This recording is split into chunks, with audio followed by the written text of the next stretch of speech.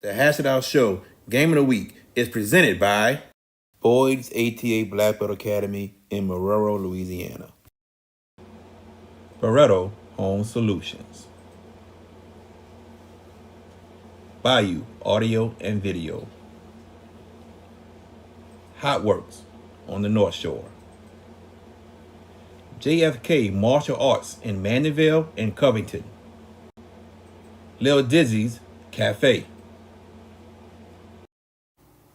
Kuman of Gretna. Moe's Pizza. Buck's Snow Whiz. CC's Children Blocks.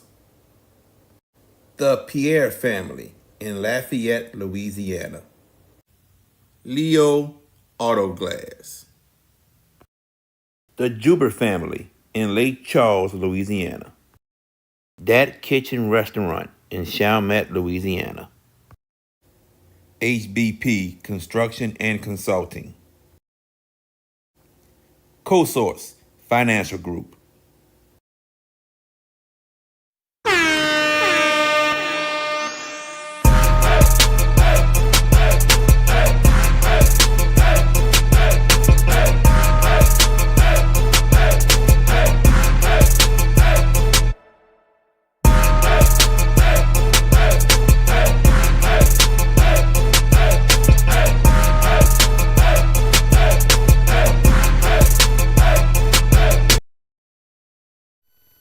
And welcome to Tad Gormley Stadium on a lovely Saturday night. High school football is in the air. We are concluding week 4 of the Hash It Out Show Game of the Week. Had a good one for you last night down in Homer as Terrebonne knocked off Hahnville 52-38. We've got another game tonight that might match the point total of that game last night as the St. Augustine Purple Knights play host to the Warren Easton Eagles here at Tad Gormley Stadium. And for those of you joining us, thank you for joining us. I am George Memphis, taking you for the pregame. Can't do it by myself. Going to introduce the man that is the CEO of the Hash It Out Show, Jared J.B. Boyd. Good evening to you, my friend. How are you doing tonight? Doing good, man. Doing great. It's good to be here, man. The sun is going down. It is time for some Saturday night football. Yep. And the man that's going to bring you the play-by-play tonight, VK Jones, stemming a little bit from last night. Just a little upset. You know, game on ESPN kind of got him a little bit sideways, but it's okay. Man, I'm good. What's up, man? VK? What is going on, bro? I'm straight. You know, I had to recover from that wish wash, but it is what it is. Wish wash. We read it. Yes, I call it a wish I wash, got you. but it's okay. Okay. I'm good to go. I enjoyed the game that we did last night, yeah, so I'm looking forward to this one tonight. We're having a lot of fun, so far this season on the Hash It Out Show Game of the Week. You know, over 3,000 people have checked this game out from last night, Terrebonne-Hahnville, and it was a spectacular football game in the first half. And then Terrebonne just did something I hadn't seen many teams do to Hahnville, and they really wore him out last night. They wore him out, and then Quincy Adams, man, that dude, he did it again last night. Yeah, 298 yards rushing. Jesus. That is amazing, man. Almost three bills. But Owen Oliver throwing the ball, he had over 250 yards passing, and you got Alvin Celestine, who had over 100 yards receiving. You know, there was different people doing different things. When you think about Terrebonne, you think about Alvin Celestine mainly for the past couple of years. But now you got Quincy Adams touching the ball. They letting Owen Oliver throw more. Even Ruffin running the ball. Sounds and then you had Terrence Diggs. So they using all their weapons. But it starts with Terrebonne's offensive line. But let's get to this game. Let's and I want to start with you, VK. Let's talk about your alma mater, the St. Augustine Purple Knights. They are undefeated. This is our second battle of undefeateds this week on the Hash It Out Show Game of the Week. And the Purple Knights, very highly regarded amongst every circle you look at around any website, any network or whatnot. This is a team that has championship aspirations, not just for the Catholic League, maybe the Superdome here in December. But tonight, it's an interesting test against a team that has a propensity to scoring points in Warren Easton. I'm looking forward to the battle, but for Sean Coulon was monster last week. 7 touchdown passes against Legacy out of Texas. And we're going to pay attention to Legacy to see what they do, because that's a barometer of how good is St. Augustine. Tonight, though, interesting matchup against Warren Easton. How do you can't really top last week, 68 points. But what do you do if you're saying, what is Robert Valdez telling his team tonight? First game in district play, what are you telling your team if you're Coach Valdez? Set the tone. Set the tone more than anything else, that this is right now, we're in district time. We did what we had to do in 9 district. Now it's time to turn our game up another notch. So tonight, everything we did in the beginning, put that out the way, put it behind you. We are focused on Warren Easton, and we are focused to go 1-0 tonight. 1-0 is 1 week at a time, but they want to get it tonight, and they know Easton's going to be coming for them. So they know there's a target on St. Aug's back. But the Purple Knights got to withstand it, but set the tone and really kind of punch them in the mouth if you get the chance. And Jared, turning it to you, let's talk about the Warren Easton Eagles. Also undefeated. We saw them a couple of weeks ago against John F. Kennedy, 31-7, but 15 penalties, 145 yards accumulated on that night. Wasn't the cleanest game for Easton, but they've since ripped off another win. I say ripped, I don't mean in that way, but, just gotten another win. Still undefeated, and Jerry Phillips' team looks like a team on a redemption mission, but this is easily their toughest test of the young season. Definitely their toughest test, and, the motto for Warren Easton this year is restore order. That's their motto, restore order, because they seem to think that a lot of people have forgotten about them, meaning Warren Easton. So they want to restore order. And this is going to be their toughest test so far this season against a good St. Aug team. But Warren Easton, they're not scared of anybody. No. You know that. They're Absolutely. not scared of no one. A Jerry Phillips team, they're going to bring it. They're going to come with it and play as hard as they can. Every time. Yep. Every time. But, VK, we talk about the offenses in this game and the propensity for both quarterbacks. Carl Reed is a nice quarterback for Warren Easton. For Sean Coulon, I can't say enough good things about him, having seen him really mature this year and really exploded last week. But let's talk about the backfield for both teams. But let's talk with St. Augustine first. Talk about Lewis for St. Aug, and he's going to be a linchpin for them if they want to maybe shorten the game a little bit. But I don't know if St. Aug does shorten games because they throw the ball so well. Khalil Lewis really takes some pressure off of Coulon, the way he runs the ball very, very well. But also a big help right now is the return of Keith Hill Jr. Keith Hill is back, and, he adds a lot more speed with Lewis's power more than anything else. And you got to really like the depth that they have in that backfield now with Hill being back there. And also Kohan Davis is starting to really come in there as well for the Purple Knights. So it's almost a 2 to 3 back rotation. But then you look at Whitley and you look at Raekwon Williams, but look at the other weapons that are starting to step up, like Lucas Jefferson. Yes. Lucas Jefferson is really starting to step up. And now you got a guy in Vershawn Sims that is starting to come alive. So now this St. Augustine team is starting to remind me a little bit of Terrebonne with a lot more weapons than you think. So it's almost like pick your poison. So, Yes, but you look at the other backfield with Easton tonight, you got the 1-2 tandem of Thomas Vaughn and Terrell Sertan. Correct. They are really two really good backs, speedy, and also very much they can hit the hole quickly. They are very fundamental, but at the same time, they really rely on this huge offensive line for Warren Easton that is really, really good, that's going to protect them, and Reed as well that can run the ball as well, and he can throw it. So it's a good mix. So I think Easton's offense is going to be the offense that's going to have to neutralize St. Augustine and keep them off the field with their running game. All this talk, Jared, about offense. What about defense? What's going to happen here for either team, St. Augustine and Warren Easton? For all the weaponry that St. Aug has offensively as Warren Easton, defensively, what's the key for both sides? Give it to me. Number one, on the side of Warren Easton, right? They need to force Vashawn Coulon to throw in a hurry. You got to put pressure on him. Make him throw in a hurry. Make him make mistakes throwing. That's what they got to do. As far as St. Augustine on the other side, they have to keep the running backs in front of them. The linebackers got to fill the gaps and don't let the running backs get to the outside and break it up the field. So that's what you want to do. Keep the running backs in front of you. Make them get short yardage. You want no more than 2 yards if that's the case. But you don't want Terrell Sertain and Thomas Vaughn to get off. Get off, yeah. Right.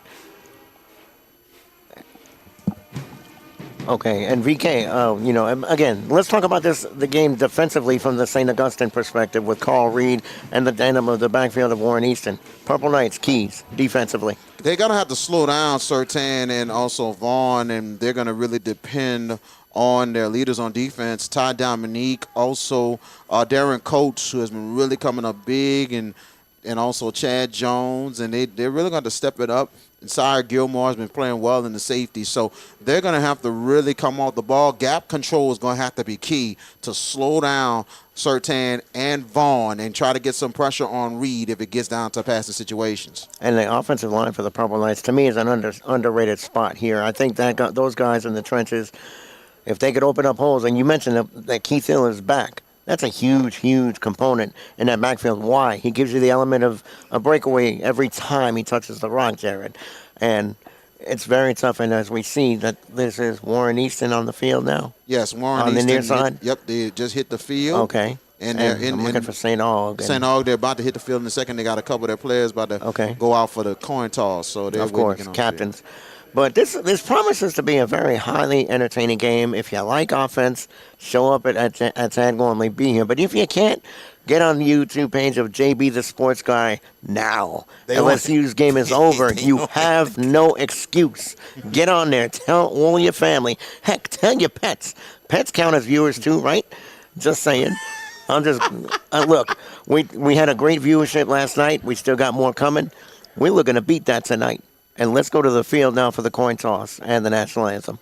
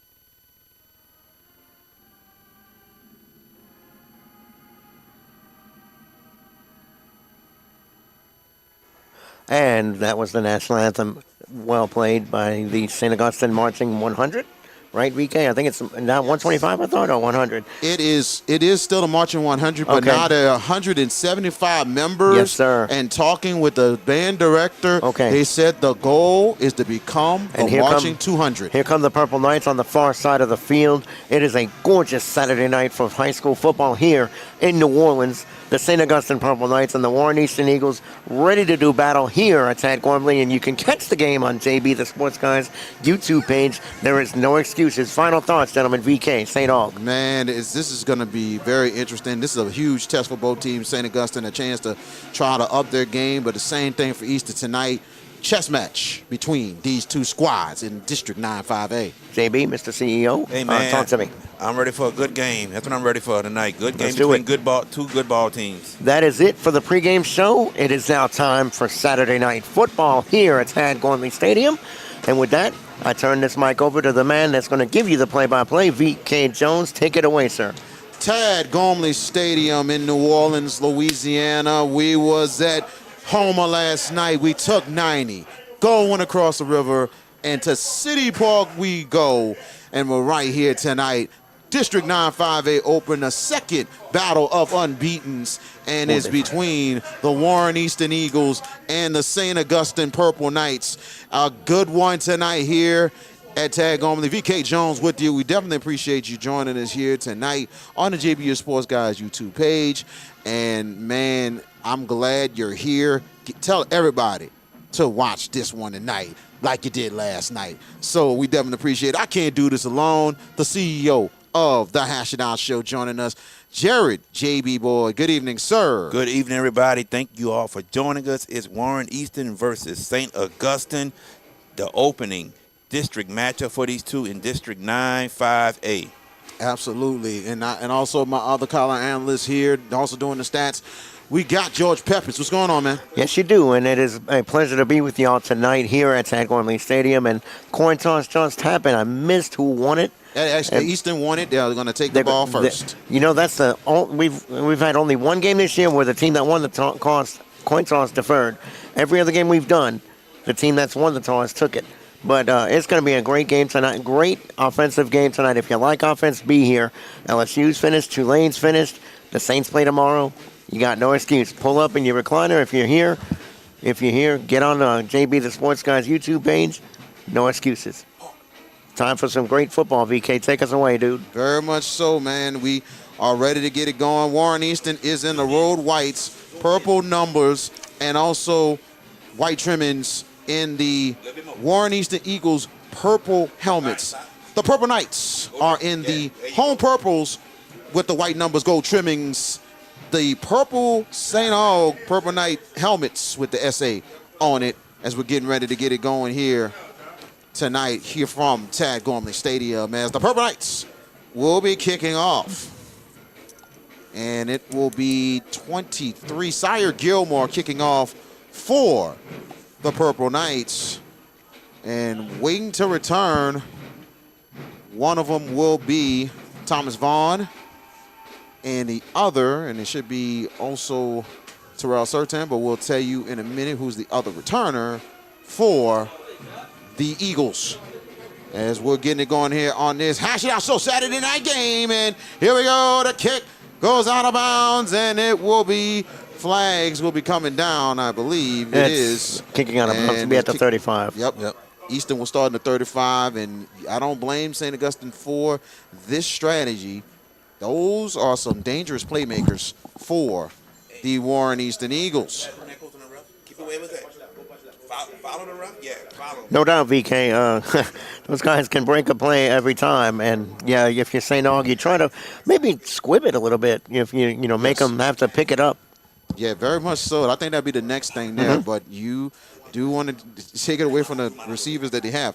Warren Easton offense, they go with quarterback Carl Reed, the backfield, Thomas Vaughn, and also Terrell Sertan will introduce the Western lineups in a minute. 1st and 10 there at the 35, back to pass Reed. Reed on the first play, and almost picked off. Good play there by Tyrone Matthew. Hey, Tyrone Matthew, man, that Matthew family, right? That's right. Ty Matthew, man, playing deep in the backfield. Looked like a little cover one. Came over and made the play. So the offensive line, Kenneth Kane, David Baker, Lawrence Williams, Sodaya Cosanta, and Jalen Chapman on the O-line. And 2nd and 10, the handoff. And it is a nice run there. And a good run by Thomas Vaughn. Vaughn is 4, 7 is Sertan. And the 1st and 10 for Warren Easton. We talk about Warren Easton's offensive line, and there you have it right there, creating the hole. 1st down for the Eagles. Here we go, 1st and 10 from midfield. They hand it off again. A nice run.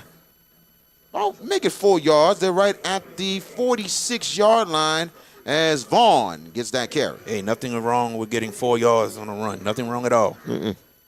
The receivers for Warren Easton, Calvin White, Malcolm Martin, Davon Edwards, and Terrell Sertan also rotates in and out between the backs and receivers. 4 receivers on 2nd and 6. They got to get to the Aug 40. As Vaughn in the backfield with Reed. The handoff, and it is nice run there. Good out of bounds. 1st and 10 for Thomas Vaughn. Thomas Vaughn, man. Another hole formed for the offensive line, and Vaughn doing the rest, using his vision to get more yardage. What I'm noticing, that right side is getting neutralized there for the Purple Knights D early. So the So the offensive line taking advantage for Easton. So 1st and 10. They're right at the 31. 4 receiver sets in the shotgun pistol. Vaughn in there. This time Reed back to pass. Good catch. And a follow run there. Good positive yards. They're right at the 24-yard line. And that is Malcolm Martin with that catch. We'll introduce the AUG defense in a little bit. Jerry Phillips head coaching the Warren Easton Eagles. 2nd down and make it 2 to go. They got to get to the 21, and they go with the flags down. They stop the play. Like we got offsides on St. Augustine. Offsides on the Purple Knights. There'll be a 5-yard penalty. That'll be 1st and 10 for Warren Easton. I don't know, Carl Reed did a fake hut or whatever, and hut, where it doesn't, they don't snap the ball, but maybe a dummy snap, dummy count. Yeah, you're okay, right. there you go. It. Yeah. Nice work there. Good discipline so far for the Warren Easton Eagles. And here we go. 4 receiver sets on 1st and 10. The handoff is Vaughn. Vaughn trying to break tackle, but a good tackle there. He's going to make it 2 yards on the play. They're right at the 17. And Ty Dominique came from his end to make that tackle. First time they ran on the left side, VK. Everything has been to the right. This is the first time they came to the near side. Absolutely. 2nd and 8. Easton's got to get to the St. Aug 9 for a 1st and go in the Billy Bravin, the red zone the first half. The handoff is Surtain. Surtain this time bounces off, but a good tackle there. Does the Purple Knights only going to get a yard for Surtain. And this first quarter is brought to you by Boyd's ATA Blackwood Academy. So it'll be 3rd down, 3rd and 6 for the Eagles. And they're right at the 16, the 16-yard line of St. Augustine. Let's see what the Eagles of Warren Easton draw up right here. Surtain in the backfield with Carl Reed. Back to pass Reed. He's rolling out to the right. Reed looking, and a pressure's coming. He's going to go down. A big sack for the Purple Knights. Number 4 on that one. That's Chad Jones. Credit Chad Jones on that play. Chad Jones. Big time play. Big time play there, and it'll be 4th down territory for Warren Easton, as they are now at the 24-yard line. Yeah, don't expect to see a kicker for Warren Easton right here. 4th and 15.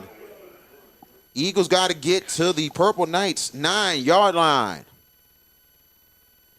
Surtain in the backfield with Reed on 4th and 15. Reed on a low snap, back to pass. Reed got pressure coming. Reed is going to get up, and he's going to try and keep it going. 1 man to beat. He's got beat at the 1st down more, and it's close. He's right at the 1. 1st and goal. Good job there by Carl Reed. Good job by Carl Reed. Also, I talk about defenders breaking down, make a tackle. Defender didn't break down. Carl Reed gets right by him. And hurry up offense right now by Warren Easton. What a job there for Reed. He improvised, broke a couple of tackles, and got to the 1. And here we go. And looks like, let's see, it's now Vaughn, Reed. They're in the backfield same time. And they're going to go on the center. Reed on the sneak, the surge. Let's see, is it enough? I think it's enough, VK. Let's see. We're trying to get the call. Close one. No signal. Touchdown. A 1-yard touchdown for Carl Reed. Easton on the board on the first drive of the game, 6-0. This is what Warren Easton wanted to do, jump on St. Augustine early, and that's what they did. Carl Reed with the big play on the 4th and long, and then quarterback sneak by Carl Reed. Big time there for Warren Easton. Extra point coming up for the Eagles, and it will be Jama Sanan for the extra point. Snap down. A good snap kick is up for Janan, and it is good. 7:30 to go in the first half, in the first quarter. 7-0 for Warren Easton over St. Augustine. We're coming back. I'm ready. Oh, man. Do it again. Good job, Sue. Very good. Let me 3-5 for 5. All right, Mr. King. All right. I'm ready. Woo! I'm ready. There we go, bitch. Woo! Boys ATA Blackwood Academy. where belief means, yes, I can. Thank you so much. We back right here. First drive of the game, big time for the Warren Easton Eagles.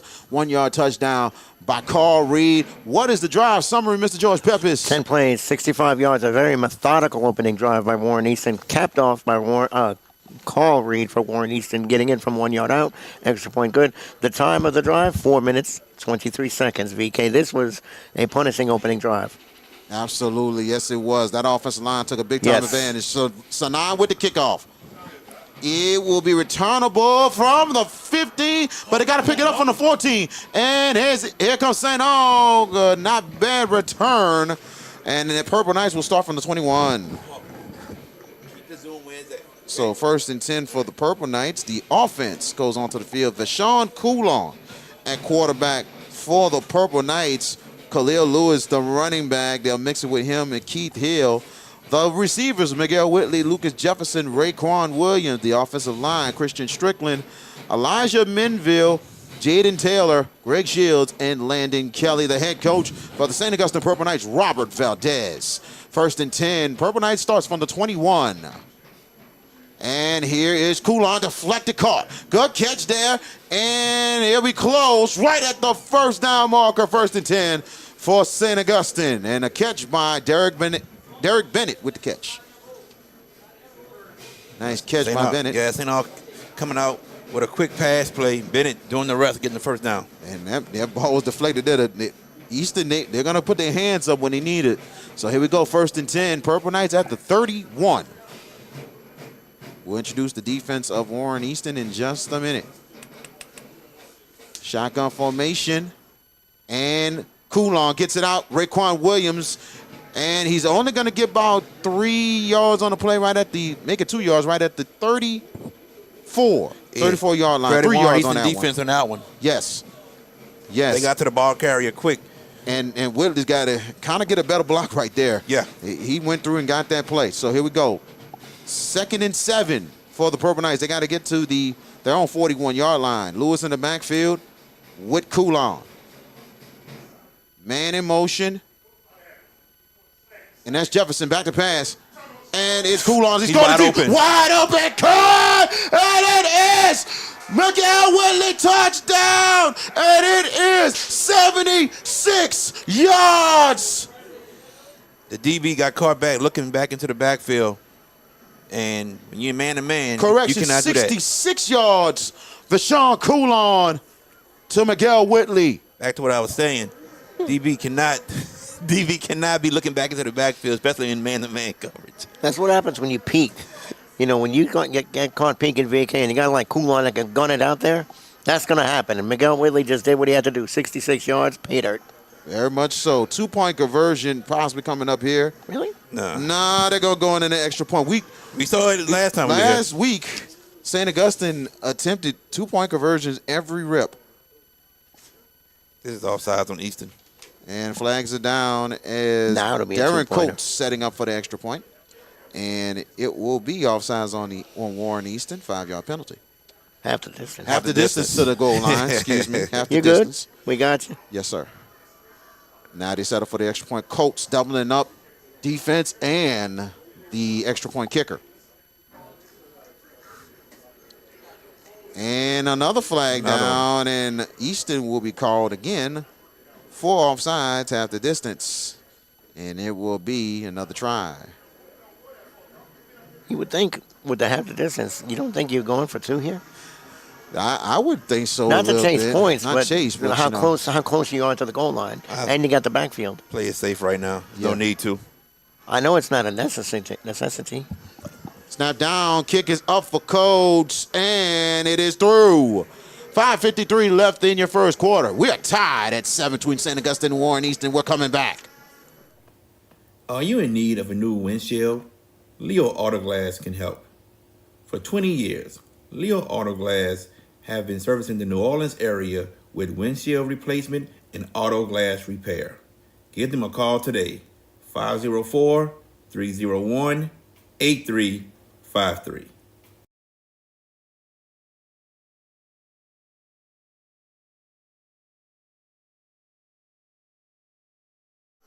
Welcome back. It's 5:53 left in your first quarter.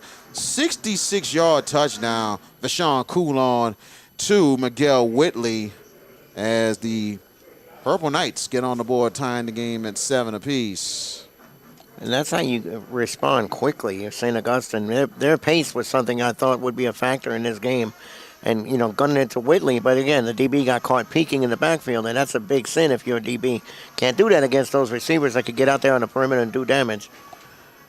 Very much and so. I think we have a hydration break. That's why we're Yeah, that is a hydration break. We are right at the 5:53 mark. We're going to stay with it right here. And next week on the Hash It Out Show Game of the Week, we are on Thursday and Friday of next week. Thursday night, it will be John F. Kennedy and John Ehret from Hall's-Mensa Stadium. Jefferson Parish Rules will be on 6:15 for the pregame, 6:30 for kickoff. Friday night will be at Vacherie, deep in the river parishes. It will be St. Charles Catholic and St. James. We'll bring that to you live on the JB Sports Guy on the YouTube page. JB the Sports Guy. JB the Sports Guy. Did I say JB the? Or No, you always say your for some reason. Oh, goodness. JB the. My bad. Trying to get it right, baby. Here we go. The kickoff by Sire Gilmore. Here we go. Returnable. They take it from the 18. Oh, good hit there. Goodness gracious. Big time hit there. Big time hit. 1st and 10 for Warren Easton as they take it from the 28-yard line. Drive summary here, Mr. Peppers.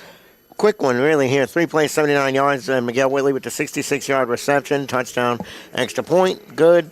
We are locked up at 7, and the points we were talking about are coming fast and furious early. Defense for St. Aug, the defensive line, Ty Dominique, Dylan Davis, Dominic Lloyd, and Darren Coates. And we'll introduce the rest of the defense after this play. 1st and 10 right at the Easton 28, 4 wide receivers. And they set it up. Good pass on the outside. And positive yards there for Kelvin White. Yeah, definitely. Got about good 3 yards on that play. Maybe more. Look like about 4, VK. Good 4 yards right at the 32. The linebackers for the Purple Knights is John Dillon and Chad Jones. We'll introduce the secondary in a second. 2nd and 6. They got to get to the 38 for the Easton Eagles. 4 receivers is 3 to the right and 1 to the left. It is Surtain with Reed. Back to pass, Reed. Reed has time. Reed's going dead and complete. And it was intended for Gregory Emery. I don't know if you do this right out of the box, VK. I mean, after St. Aug hits you with the big play, if you're Warren Easton, go back to what worked the first drive, running it and, moving it not with the big play, just taking time off the clock. True, but I think they're trying to catch him every now and then. Yeah, exactly. Right. So 3rd down and make it 6 to go. Warren Easton's got to get to their own 38 to continue to drive. We got 5:21 left in your first quarter. It is Surtain in the pistol.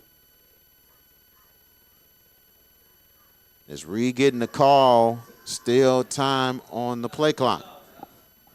And the option going to the left. They pitch it out. Surtain cutting up. Surtain first down. A big first down for Warren Easton. I tell you what, Surtain Vision did that one. Flags down. That happened after the play was over. This might be a late hit on the sideline maybe.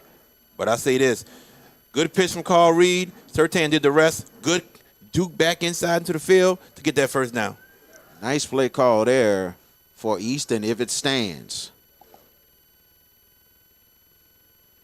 Head referee with a call. Personal foul on the Warren Easton Eagles. And that will be possibly chop block on that one. But, man. I don't know what it is. I don't know, but they said they called personal foul. So, 15-yard penalty for Warren Easton. Well.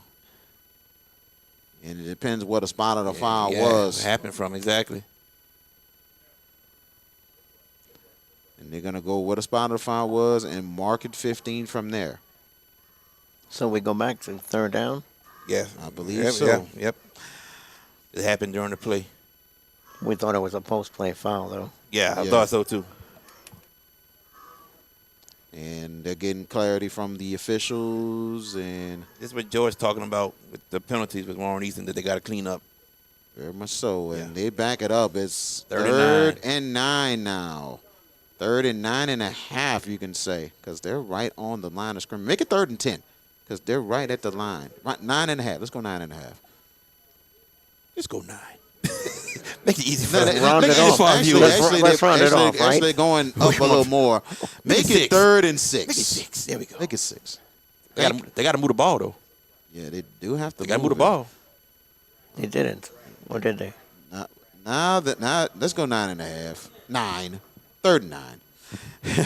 I've never seen a football game where the half a yard is on a TV screen. I think it's a post-play foul, though, but from the end of the run, still stays 3rd down. Sure.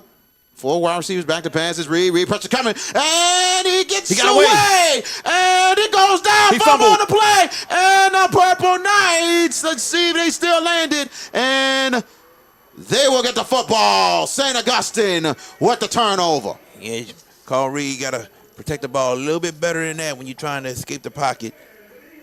Got hit from behind, and the ball got away from him. Purple Knights, when they need it on defense, they come up big. Big play for him. And now, Purple Knights offense gets back to the field as they start at the Easton 31. Tied at 7 apiece, 4:44 left in your first quarter. We got 2 receivers all to the left side, pistol formation. And it is Keith Hill in the backfield with Vashon Coulon.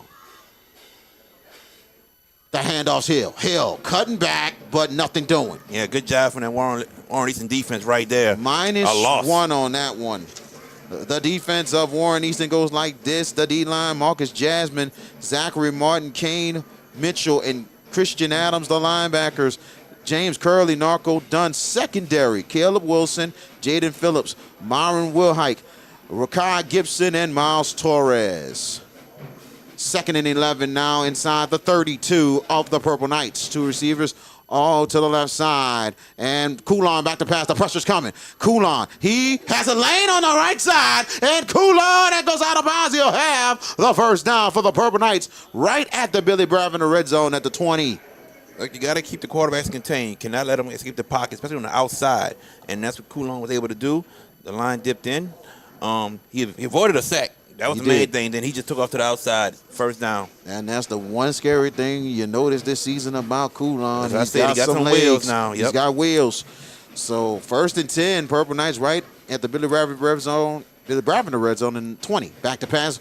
He goes out caught. It is Whitley breaks the tackle. Whitley, 10-5, touchdown, Purple Knights. And it is Vashon Coulon to Miguel Whitley as the Knights strike 13-7. Good throw from Coulon. The DB came up again, and y'all saw it. He didn't break down. He went straight for a dive to make a tackle instead of breaking down. If he breaks down, he probably makes that tackle. Got to break down. You just can't run up and think you're going to tackle somebody because the offensive player can make one move, and you're going to miss every time. 6-point lead for the Purple Knights as they try for the extra point. Darren Coates will be kicking. They sometimes set it in the swinging gate formation. Yeah, but trying to see if the defense lined up and if they're going to go for it or not. And here we go with the extra point. A little bit of a offsides there, movement, and that will be on Easton. Just got to the timing. Just stay put to the snap happens. Exactly. You got to time it right. You can't just. That's actually the 3rd penalty we have seen from Easton on extra points. Half the distance to the goal line now. Maybe a little more easier for Coates to kick it. Let's see. Snap down. Little fumble on that, but he kicks it up there. And off the post. No good for Darren Coates. And that was a little bit of mistiming there for the Purple Knights. We're coming back. 3:47 left. 13-7 for St. Augustine. Bucks No Whiz was the place to go as a kid growing up to get snowballs. As an adult now, it is still the place to go. When you want some of the best snowballs and some of the best customer service, Bucks No Whiz is the place. Now, excuse me, let me get back to my half grape, half pink lemonade snowball. Bucks No Whiz, located at 1508 Barataria Boulevard in Marrero, Louisiana. And welcome back. 20-yard touchdown pass from Deshaun Coulon to Miguel Whitley. Whitley's second touchdown of the night. And St. Augustine taking advantage of that turnover as they're up 13-7. And the drive summary, Mr. Peppers. 4 plays, 31 yards. Miguel Whitley, as you mentioned, second touchdown and reception of the night. Deshaun Coulon on this night so far, 4 for 4, 99 yards, 2 touchdowns already. Good start. That's the thing that I've seen this year more than anything else, JB. His accuracy has been absolutely outstanding this year. And last week, 7 touchdowns, and he was the Greater New Orleans Quarterback Club Player of the Week. Kickoff goes out of bounds. Penalty. Yeah, you want to keep it in bounds. Yeah. I think they're trying to pinpoint a spot for them to catch it right there at the 20-yard line, but it's fading right. It's fading right. So yeah, exactly. But they're trying. But it's a good strategy to keep it away from those playmakers. But you do want to try to get it inbounds as the best way you can. Man, kick it to the playmaker. Just stay in your lane. Kick it to the playmakers. Kick coverage. That's what they pay coaches to do. There you go, baby. But they know how dangerous Easton return us all. They do. Oh, but it's a job, DK. It is a job, but at the same time, I do not blame anyone going with that. But still, the goal is you want to swift kick it to try to keep it inbounds and not go out of bounds all the time. That's something they're going to continue to work on going further into the game. But eventually, they might have to try to kick it deep. Here we go. 1st and 10. They start at the 35, make it a 34-yard line for Easton. The handoff and positive yards. It's going to be about 4 yards on that gain for Thomas Vaughn. I'll give it about 3. Let's see. Yeah, it's 3 yards. 3 yards. They're right at the 38. I thought it was at 39, but that official is on a 38. Good job on that one, my friend. Oh, thank you. So here we go. We got 2nd and 7. 3-yard gain for Thomas Vaughn. 6-point lead for the Purple Knights. 3:17 left in the first. We got, make it 3 receivers, 2 to the right and 1 to the left. Vaughn in the backfield with Reed. We got 10 on the play clock. Reed back to pass. Reed has time. Pressure coming. And, Dominic just missed it. And he throws it middle. Did he catch it? Let's see. That might be a catch, BK. And the catch is actually made. Good catch there. Easton gets the first down, but let's see the official. Let's make sure. They're trying to make sure the clarity is there. Who caught that ball? And actually, that was Devon Edwards with that catch. Catch is made. Catch is good. Catch is good. Good catch. Good concentration by Edwards. That too, but Reed avoiding Ty Dominique, Yes. keeping his eyes down the field to find an open receiver. That is very good on his part as well. Very much agreed. 1st and 10 for Easton. They're right at the St. Augustine 44. Handoff, and it's Vaughn. Vaughn trying to get loose. Vaughn, positive yards, but credit the Purple Knights slowing him down. Dominic Lloyd. Definitely. So it will be 2 yards on the gain. They're right at the Purple Knights, 42. Got an injured player. Injury time out. We're going to stay right here. It's Vaughn. It's Vaughn. And he's going to come off. He comes off on his own power, but they're going to take a look at him. Yeah, he's good. Probably going to stretch him a bit. Yeah, take a look. He's walking off on his own power is what I should say. So hopefully he's okay. Probably just a cramp, perhaps. I don't know. We'll see.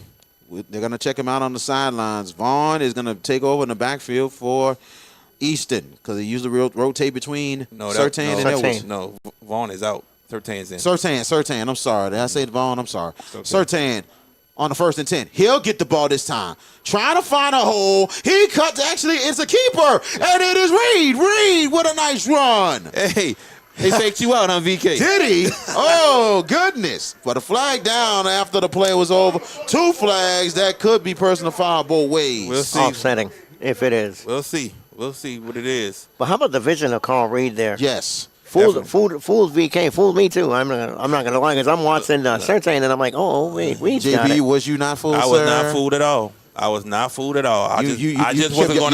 say anything till afterwards. I will let you keep going. Then I'm gonna say, okay, BK, hold on. I appreciate you. You knowing the protocol. Yeah. Appreciate that. Teamwork makes the dream work. Yep. Personal foul on both sides, and that was post play, and that will be offsetting penalties. The thing is, the chat will let you know though. They will. They sure will. Let you Yes, know, they though. will. Yes, they do. Yes, they do. But see, but I think that was good eyes on you because I think you kept taking a look at that quarterback. Sideline warning on St. Augustine. So that's the other penalty that just came down. And we got a timeout. Timeout Warren for Easton. Warren Easton. That'll be their first timeout of the first half. Let's take it with them. This is the Hashing Out So Saturday night game of the week. Did you experience storm damage from Hurricane Francine? Barretto Home Solutions can help. You can give them a call at 504-940-7552.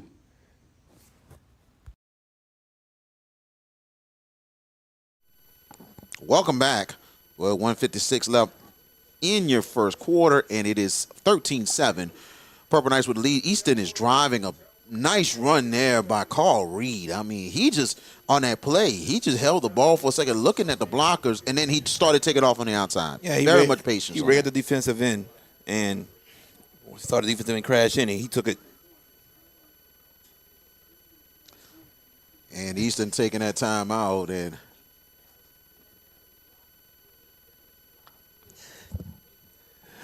Teams coming back onto the field right now, getting ready to resume play. boy, well, you know, sometimes we like to give you action, and the thing about me as a broadcaster, I do not want to give you a boring broadcast. That's all I'm going to tell you. If you want to watch boring broadcasts, go watch the other networks. That's all I'm going to tell you. But we're going to keep it rolling here on the Hash It Out Show Game of the Week. We love what we do. So, 156 left. And here we go on 1st and 10. We are at the 29-yard line of St. Augustine. As Easton is on a good drive.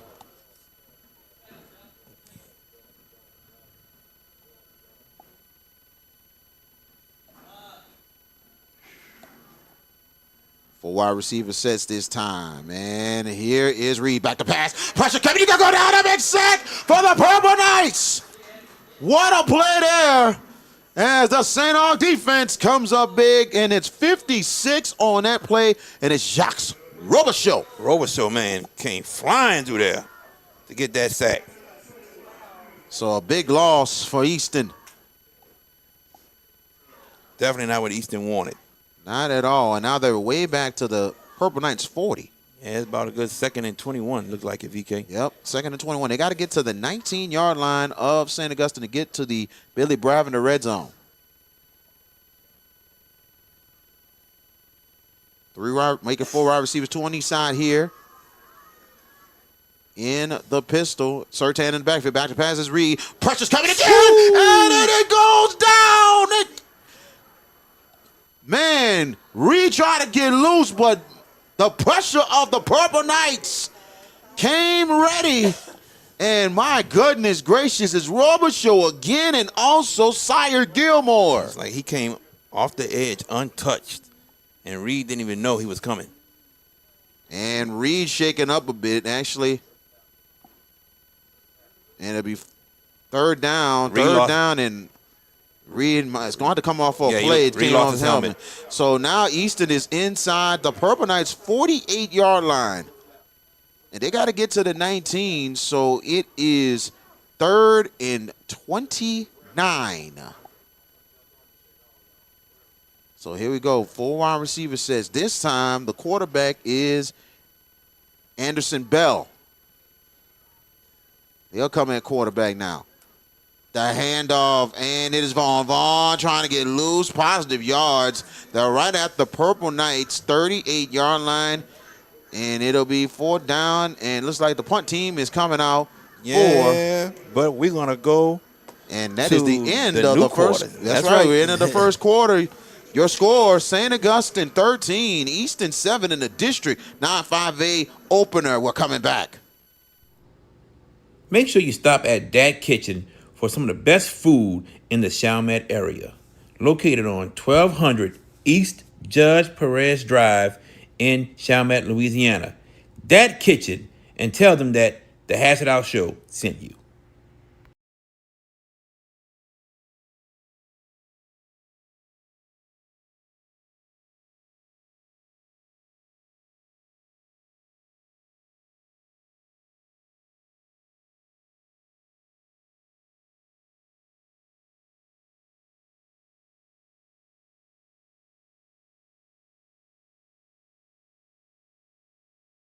Just saying. Welcome back. We definitely appreciate y'all joining us tonight. Like, tag, share, subscribe to JB, a sports guy, on all platforms. We're on the Hash It Out Show Tuesday, Wednesday nights at 7 p.m. The Root Breakdown Sunday night, 6:15, right after your NFL games. Tune in for the best high school news and everything else. Hit those likes. Night. Hit those likes. First and 10. And a timeout called St. Augustine. That will be their first timeout. It looked like not too much organization after they came off the change there. And you can tell Coach Valdez not too happy right then and there after that short little transition.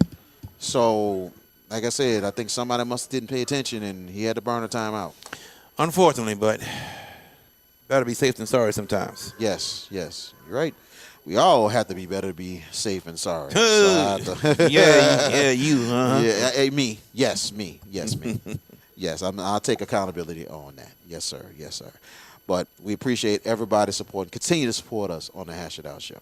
Continue to support us. That's what we need to do. Everybody, hit those likes right now. Hit those likes. Hit the likes, man. It's not going to take you long to hit a like. Not even a second. Hit the likes, everybody. Yes, we sir. truly appreciate everyone who's on the JB the Sports Guy YouTube page right now watching Warren Easton versus St. Augustine. It looks like Warren Easton going to go for it. Yes, they are. It is 4-down territory. I thought it was going to punt it in. Here we go. Here's 4th down, and Reed back to pass, and it's a flag down. And let's see where this one goes, because they are actually pointing to St. Augustine. So that'll be a 5-yard penalty, and that'll get Easton a little closer on this one. So now it'll be 4th down and make it 14 to go. They're right at the Purple Knights 33-yard line. They got to get to the Purple Knights 19 for a first down. 4 receivers. Okay, I don't know what happened just here. No, his flags are down on that one. We don't have a delay of game. False start on Easton. That pushes them at 5. He had plenty of time to snap it. We heard the coaches say, "Hurry, snap the ball." Exactly. They must have saw something. They must have saw something big time. And probably saw a matchup they liked, and quarterback didn't pick it up. now we're right back to 4th and long. Back to passes Reed. He has a lane to the left side. Then he's going to start taking off. Reed, is he going to break the tackle? He's not going to have enough for the first down. 1st and 10 for St. Augustine. Bend don't break for the Purple Knights, and they make a huge stop. You got a 14-yard gain. I mean, not bad run for a 4th down Not play. bad at all. Yeah. Yes, absolutely. You can say it's like a punt. Yeah. That's what I was referring to on his run just now. 1st and 10. 1st and 10 here for the Purple Knights as they start right at the 26-yard line of St. Augustine. Pistol formation. 3 receiver sets this time. The handoff, and it's Lewis. Lewis, not too much. He's only going to get about 2 yards right at the 28-yard line. Got about 2 yards. 2nd and 8 coming up. So they're right at the 28-yard line of the Purple Knights. They got to get to the Purple Knights 36 to continue the drive. On 2nd and 8, 4 receivers, 2 on each side this time.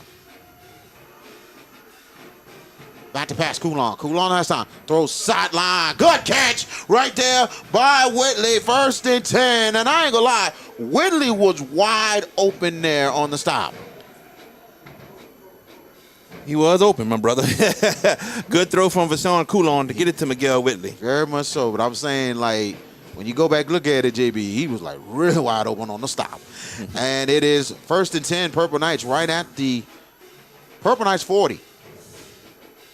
They got to get to midfield. Well, 2 receivers, they're both on the right side this time. Pistol for Lewis. Now, Coulon, wide open card. Good catch and a first down for the Purple Knights. And that is Christopher Dupuis with the catch and run. Well, formation they had to make them think maybe they might pass to those two over there, but they slightly forgot about the tight end on the right side who just ran a small seam route, and Coulon got him the ball. Yeah, and now they're in Easton territory inside the Easton 37. Two receivers. Handoff, and this time Keith Hill on the right side. He's got to take off. First down and ball. Keith Hill, and he's down inside the Billy Brown in the red zone, right at the Easton 14. Credit that O-line getting a good surge, and Keith Hill finding the hole and then taking off from there. Very much so. 1st and 10 for St. Augustine. Right in the Billy Brown in the red zone here. And it is now Hill still in the backfield with Coulon on 1st and 10. The handoff Hill. Now he's going to the left side. Hill cutting back, and Hill is going to get positive yards right at the 9. A good make it 6-yard gain on that one. So it'll be 2nd and 4.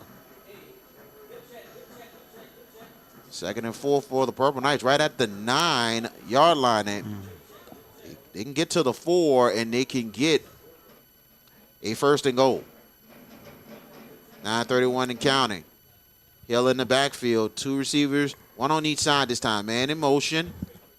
And the option is Coulon, and he gets backed up. Credit Easton's defense stepping in right there. Definitely. And that's Narco Dunn making the play. Narco Dunn, a good linebacker / defensive end for Warren Easton, making that stop. I think that was a place St. Augustine didn't need to run the option. And that's a loss right there. Now they're at the 12-yard line. 3rd down, and make it 8 to go for the Purple Knights. They got to get to the Easton 4 for a 1st and goal.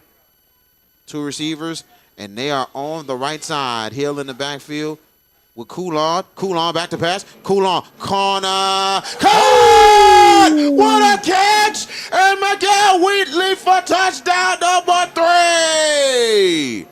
The DB actually read this right, but just missed it, and Miguel Whitley snags it in for the touchdown. 12 yards for Miguel Whitley from Vashawn Coulon, and let's see if it counts.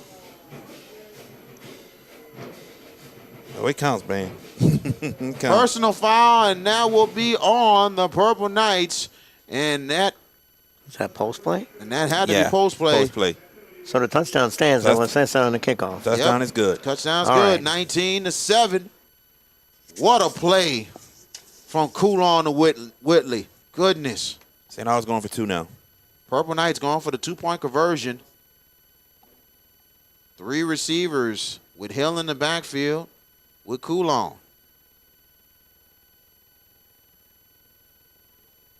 And Coulon rolling out, throws it outside card, and Jefferson in for the 2-point conversion.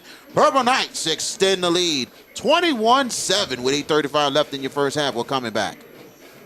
At Bayou AV Security, we are your one-stop shop for all your needs, whether it's enhancing your home entertainment system, securing your property, ensuring a seamless internet connection, or illuminating your outdoor spaces. We've got you covered. Bayou AV Security, where technology meets reliability. Call us today to experience the Bayou difference.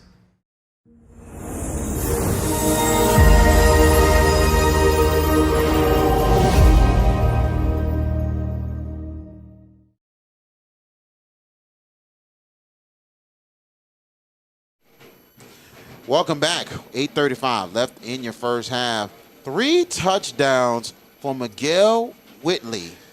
21-7 for the Purple Knights.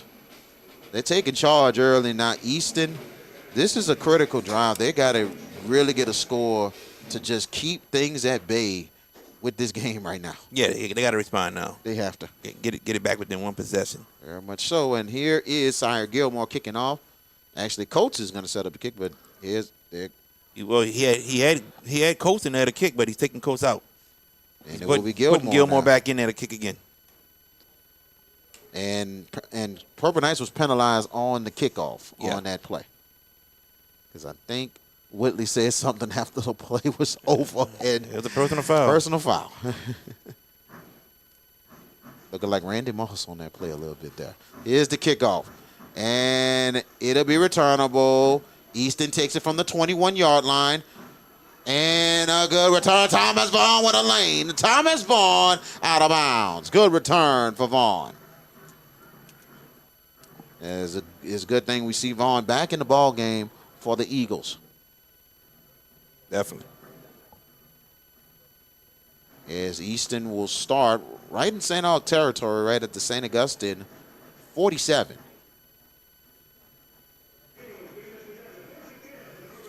Right, so look, Easton got good field position right now on St. Aug's side of the field. Let's see what they can try to punch this in. And now it'll be Surtain that will start it off in the backfield with Reed. They kind of getting mixed up out there. There's 9 on the play clock. They got to hurry. 2 receivers. They are all on the left side here. 3 at the play clock. Handoff. Surtain. And he might just get about 2 yards on the gain. That's about it, 2 yards. Purple Knights defense really digging in. They have really settled down since that first drive defensively. They have. They only gave a yard for Surtain, so he's right at the Purple Knights 46. 2nd and 9 coming up. They got to get to the St. Augustine 37 for the first. 3 receivers this time. Reed getting the play. Surtain in the backfield. And here's Reed. He'll throw middle. Caught. Good catch there. And Easton on the move. 1st and 10. Devon Edwards with the catch. Devon Edwards on an inside slant. Create space. And there's your catch. 1st down. 1st and 10 for Warren Easton. And they're right at the St. Augustine 29. Got 7:24 left in your first half. 2-score lead for the Purple Knights. 3 receiver sets this time. Their low snap right there, busted play. Reed will take it up the field, and he lost the ball. And it looks like the St. Augustine Purple Knights might have it. We'll see. I think Warren Easton got it back. Reed had a nice run, and they punched the ball out. Easton will be fortunate they have recovered. That's 2 fumbles from Carl Reed. Like I said earlier, he has to do a better job of holding on to the ball, and we got a personal foul. Flag on the play right after.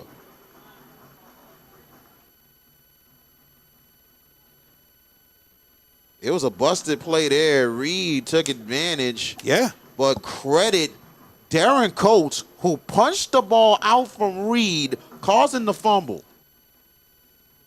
Yeah, credit Darren Coates. Good defensive player for St. Augustine. You know, a product of Boyd's AT Black Belt Academy as well. Boyd's ATA Black Belt Academy has had some great alumni coming from there, and we have seen a couple of them this year. This is personal foul on Purple Knights. On St. Augustine, 15-yard penalty.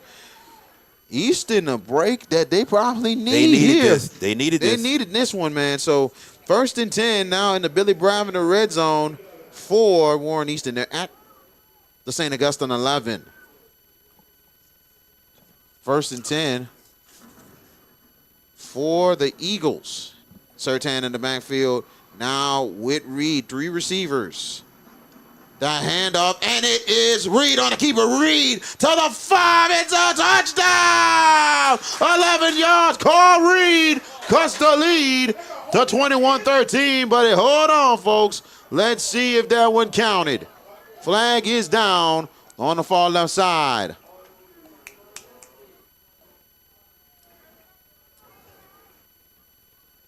Holding on Easton. That takes away the touchdown, ladies and gentlemen, right there. A holding on Easton. Carl Reed, man, made a great play to get that touchdown. But, man, unfortunately, ref says Warren Easton held. Very much, man, that's a tough one. That's a tough one for the Eagles. 6:52 left in the first half. That could have cut the lead there. But now the Eagles are going to have to try to bounce back here. On 1st and 15, they're right at the St. Augustine 17-yard line.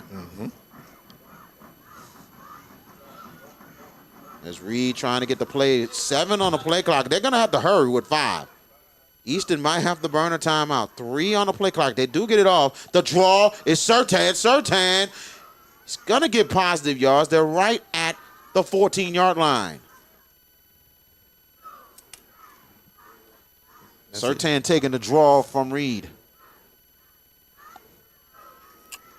Want to see what they dial up next. If they're going to put the ball back in the hands of Carl Reed for him to pass it, or will they do another run? I'm thinking they're going to put that ball in Carl Reed's hand to try to throw the ball. Second and make it 12 to go. Second and 13 for Easton. They got to get to the St. Augustine 1 for a first and goal. 3 receivers this time on the pistol. Man in motion. This time it's the handoff, and it is Surtan, and Surtan is going to take a 1-yard loss. Yeah, credit St. Aug defense for that stop right there. Purple Knights defense, like we mentioned, bend don't break. And there will be a hydration break here. Let's take it with them. This is the Hash It Out Show, Saturday night game of the week. What's up, everybody? Me and VK Jones had to come to Little Dizzy's. Yeah, well, VK, man, wasted no time. And he loved the fried chicken and the dirty rice from Little Dizzy's. Look at what I had. Yes, indeed. Oh, y'all know I love candy yams. Oh, yeah. That fried chicken was one of the best I ever had. And just like how Miss Arkisha Baquette says it, come to Little Dizzy's, where the food is always hot and it comes straight from the pot.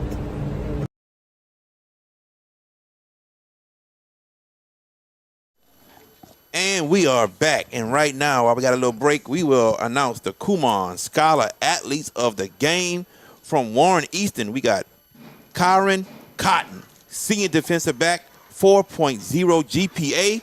And from St. Augustine, we have Sire Gilmore, senior defensive back with a 3.5 GPA. Those are our Kumon Scholar Athletes of the Game tonight. And we'll tell you a little more about one of our Scholar Athletes in 1 second.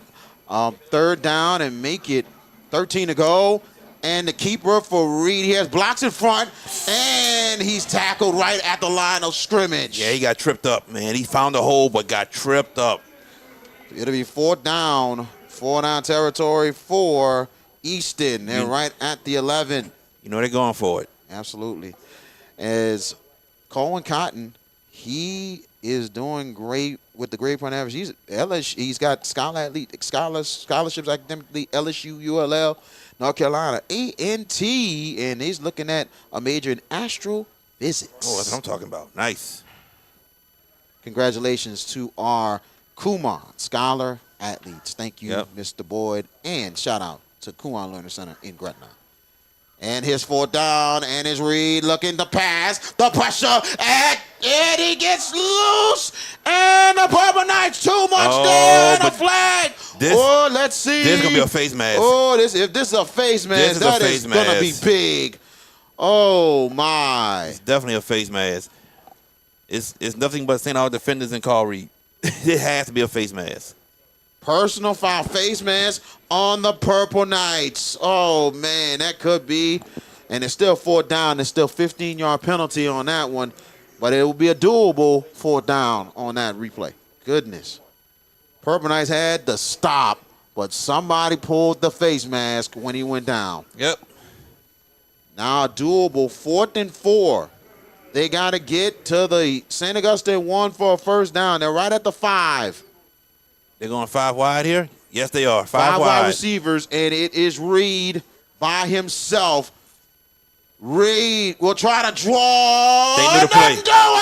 Nothing doing there as the Purple Knights. They knew the play. Make a huge stop. They knew the play, and I had a feeling that's what it was. The way the receivers were lined up on the far side of the field, I had a feeling it was a quarterback draw.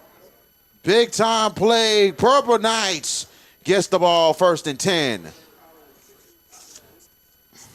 Man, I would have let him throw it. Could have been a pass option. No. But maybe I should have thrown it too. The thing is, if it was a draw, he didn't even sell a draw. Because when he got it, he took off like quarterback blast. Exactly. Yeah. Yep. Wow. I'm saying, like, you know that play, like you go and think you run, but you throw it up. Jump pass. Jump pass. That's what I'm thinking with that one. 1st and 10, Purple Knights. As good catch there as they try to get out the end zone there, right at the 5. Nice positive yards. And now the Purple Knights at the 12. And injury timeout on the field. And it looks like an Easton player is down. I think that was, I believe that was Whitley with that catch, or it was Raekwon Williams who had that catch right there. Yeah, we're going to take Let's take a quick timeout. We're coming back. If you're looking for the best pizza in Metro New Orleans, then you're in the right place. Moe's Pizza has a great selection of Italian food that can satisfy your appetite, and they can also cater to your needs in any event.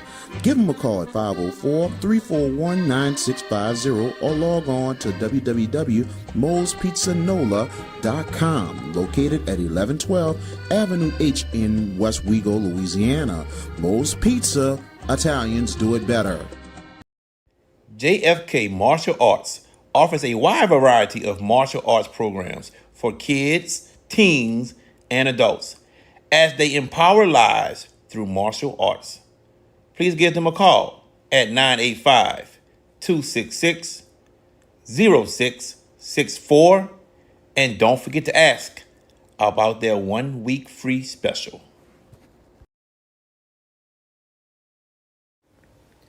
Hey, parents and coaches, want your young athlete to go far on and off the field? Kumon of Gretna is the place for you. Whether it's reading plays or calculating scores, early literacy and math skills teach focus, discipline, and decision making.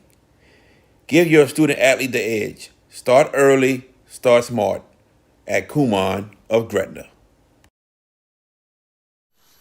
Welcome back. And we do have an injured player for Warren Easton, and Oh, man. this is not good. It's not moving. Oh, they got to stretch out and stuff. We hate to Lump in see your that, throat and we just stuff, pray man. that Yes. he's okay. Yeah, definitely. Yeah, hate to see this at any level of sport, and Correct. especially with high school. You know, this is. We'll find out who the young man is that's injured, and our thoughts and prayers go out to him and whatever the injury he may have sustained. Yeah. And you hate to segue.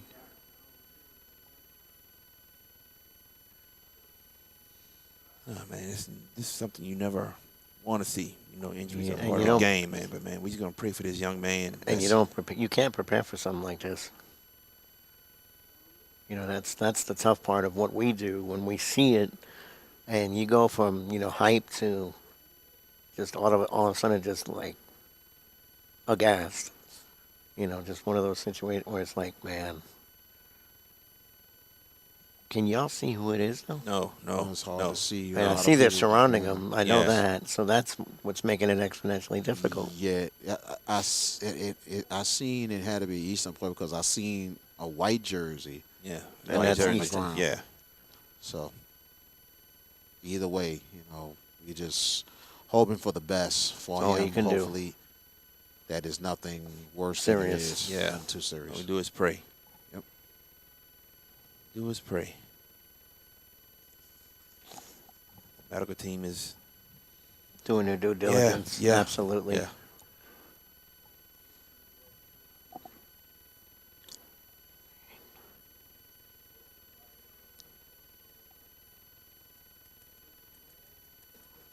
And we appreciate y'all patience, ladies and gentlemen. Yes. And we'll right here. We're going to get back to action momentarily. We do have an injury timeout in this one. Both teams are kneeling and praying, obviously. Stating the obvious, but man, And I'll tell you one thing, it's stunning the huge crowd here tonight. it is. At It Tag is. Gormley. The silence is just deafening right now here at City Park. Yes, indeed.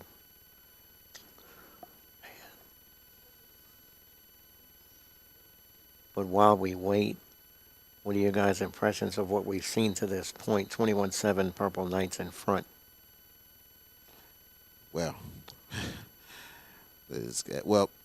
well, right now, what we're seeing right now, my opinion, I think St. Augustine is really making plays tonight, and they're really outplaying the Easton Eagles, especially defensively. They're making huge plays, setting it up for the Purple Knights offense, and Purple Knights have been taking advantage of what St. Augustine has made the stops on. Easton, they're moving the ball. They just have to cash it in and get in the end zone. That's the only thing that the Easton Eagles has to do. It's not like they're not doing anything. No, they're competing. They're moving the ball. It's just a fact of punching it in, getting in the end zone. Now, I mentioned what defense has to make an impact. Looks like, JB, the Purple Knight defense has made such 3 sacks in the last couple of possessions, and they've really been able to break the Warren Easton offensive line down and get great penetration. Very much so.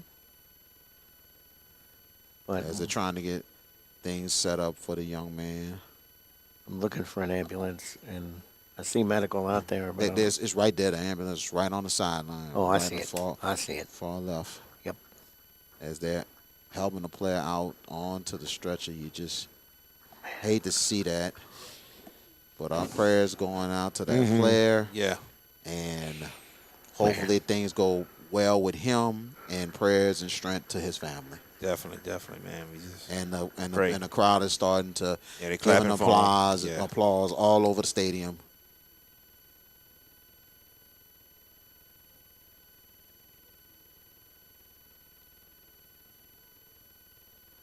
And continue to be patient here. We'll be back momentarily. We'll be getting back to action in a little bit.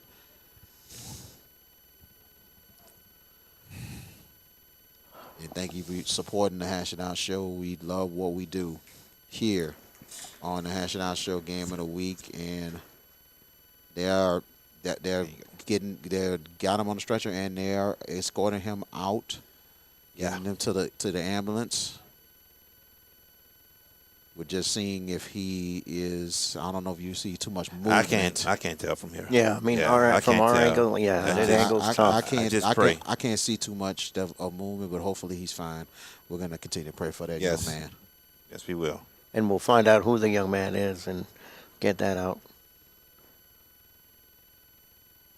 You know, the human element, boy, it strikes, doesn't it? I mean, something like this. You know, we're broadcasting a football game here, and all of a sudden, life. Yep, life has it. It is what it seems sometimes, man. So we about to get into back to live action as Coach Jerry Phillips talking with his team, encouraging his team to stay in the fight, and pretty much same thing on the St. Augustine sideline with Robert Valdez. Yeah. Like, tag, share, subscribe on JB the Sports Guy tomorrow night. The Boot Breakdown. Jordan Taylor of Under the Lights, Nick Campbell of the Nick Network, and Jared J.B. Boyd. And it will be a breakdown of all the great stories of high school football in the state of Louisiana as they break down week number 4. Tune in tomorrow, 6:15 on the JB Sports Guy YouTube page. Definitely. And what a wild week 4, guys. I mean, there were some defining results this week in the world of prep football. I think one of the more defining ones as we wait to resume action was Baton Rouge Catholic losing at West Monroe last night. West Monroe suffering a tough beat last week to North DeSoto, but what a courageous bounce back last night against arguably one of the top teams in Division I Select. You know what they say, after a loss is how you respond. And Michael Dizer's team, Coach Dizer, his team, VK, showed a lot of mettle last night. It's a big-time response last night for West Monroe, and it shows that district in general is going to be nuts again this year. And I think it's going to go down possibly to the last week. Alexandria might have something to say about that district, too. I tell you, they might have something to say about it, but we will definitely see.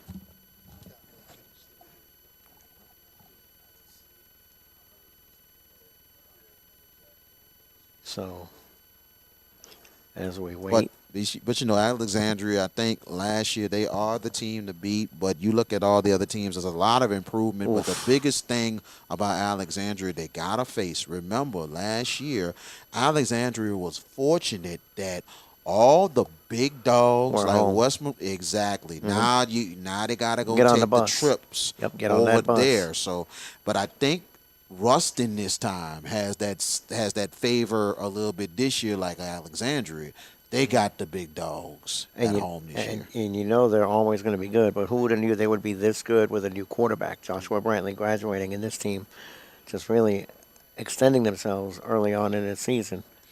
As the officials that they're trying, I guess again, the head referee is going to make sure he goes to the ambulance, make sure everything is Good to go. and clear before we resume action. Yes, let's get him to medical care and pray for him.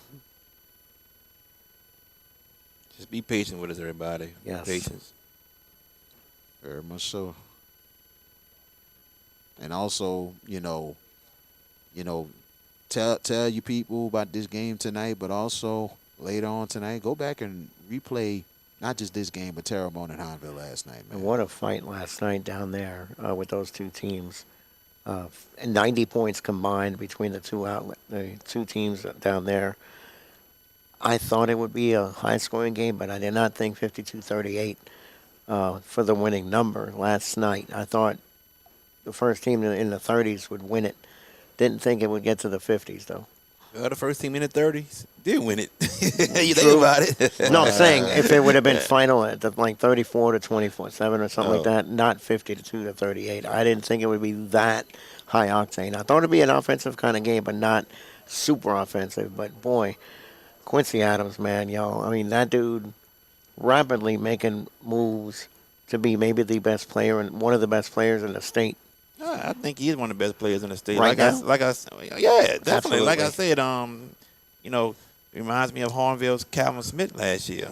Calvin Smith was one of the best running backs in the state, but he was really like a hidden gem. And you look at him at Southeastern right now. Here we are with Quincy Adams, who doesn't have not too many offers. Yeah, to talk about. right, exactly. Celestine's got more to offer. Yeah, right. So this can be a huge steal for a university out here to grab Quincy Adams. I wouldn't be surprised one of the state schools will definitely. Oh man, you got snatch him. Southeastern, Louisiana. I wouldn't be surprised. He might go down State. He might go right down the road to Nichols. Nichols, that's right. But we'll definitely see about that. There's Jerry Phillips. He is going to check on his player. He's going right to the ambulance to check on things. Yeah, and safety always comes first, man. We'll get things started in a little bit, ladies and gentlemen. But like we mentioned, next week we have 2 games for you once again. We've been having a lot of fun this year for the Hash It Out Show game of the week.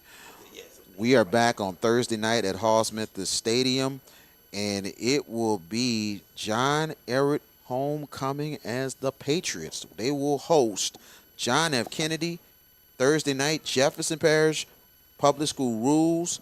6:15 will be our pregame on Countdown to Kickoff, and 6:30 will be the kickoff for Kennedy John Ehret. And then Friday night, we will be in Vacherie, deep in the River Parish, as a big-time rematch between the St. Charles Catholic Comets and the St. James Wildcats. We will have the pregame at 6:45 and the kickoff 7 o'clock. Thursday night will be the 3-man weave. Friday night, it will be myself and George Peppis up in Vacherie. And we got a lot of games coming up in the upcoming weeks.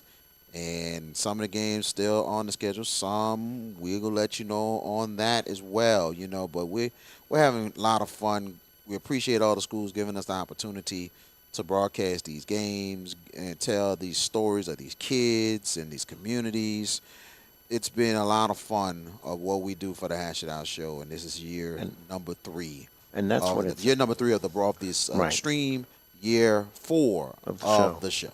But that's what it's all about at the end of the day. The motivation to do these video streams was about the kids and the exposure and putting another entity out there to get these kids needed exposure and to once again, reinforce the notion that Louisiana has some of the best talent in the United States at the high school level. And this is why colleges kick the doors down to our state line to come down and get these guys. And maybe why LSU and some of these other schools have to kind of keep these guys at home. I know they've done a fair job of it, but this is what we do, and nothing stops us at all. Nothing will stop us. Very much so. Very much agreed. And like we mentioned, we thank y'all so much. Continue to support us. Like, tag, share, subscribe. JB, a sports guy. And like, tag, share, subscribe. All social media platforms of the Hash It Out Show. Couldn't do this without our sponsors, though. They are the reason why we're here and why we do this every week for the last 3 years. And it's still not too late. If you still want to be a part of the Hash It Out Show and you have a business and a sponsor, hit us up on our socials and we'll take your information. We got affordable sponsorship packages. So it's still early, but come on through. It ain't too late. And we got basketball coming up as well. That's right. Absolutely. Looking forward to that. And we will talk about week number 4 coming up next week. And, I mean, we got some interesting guests that's possibly going to be coming through. Then on top of that, I believe Chris Singleton, I think we're going to find out he's going to confirm to come on Wednesday night to talk a bit on a huge matchup next week. Destrehan and Terrebonne next Friday night. Yep. So that is going to be a huge one, and we're going to preview that. And if Terrebonne wins that could be could be the closer to win that district. If Terrebonne wins it, they control their own district. If they win next week, they control it. Exactly, because they've already knocked off Hahnville, and yeah, there's other upstart teams, but the thought process is Hahnville, Destrehan, Terrebonne. One of those 3, pick your 3 to win it. Again, there's other teams in that district that could have a say-so, but they don't have. I don't know if they have the depth of talent that those 3 have. Very much so, man. So tune in next week, Tuesday and Wednesday night, 7 p.m. If you like, tag, subscribe on JB Sports Guy, you get everything. There you go. Everything. There you go. Everything. But on the Hash It Out Show on Tuesday and Wednesdays, we're on all social media platforms, including YouTube. So you have a bunch of options, my friends. And then the Boot Breakdown on tomorrow night. Catch it, man. It's a really, really good show. Really good show. 3 great people on that show. Yes. Thank you, man. Yes.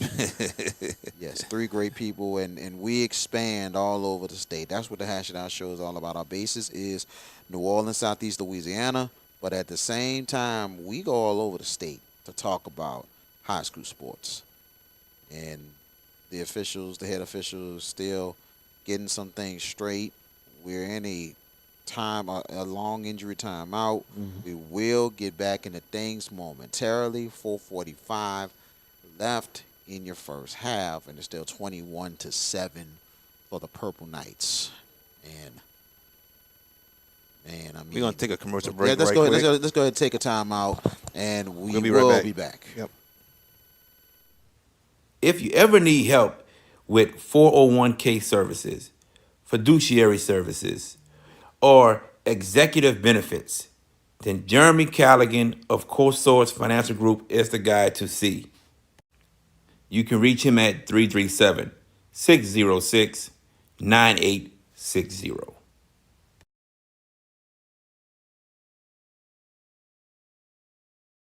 HBP Construction and Consulting is licensed in residential and commercial construction. They offer electrical, municipal, mechanical, public works services, and more. You can reach them at 504-677-2018 or visit them at 650 Poydras Street, Suite 1400.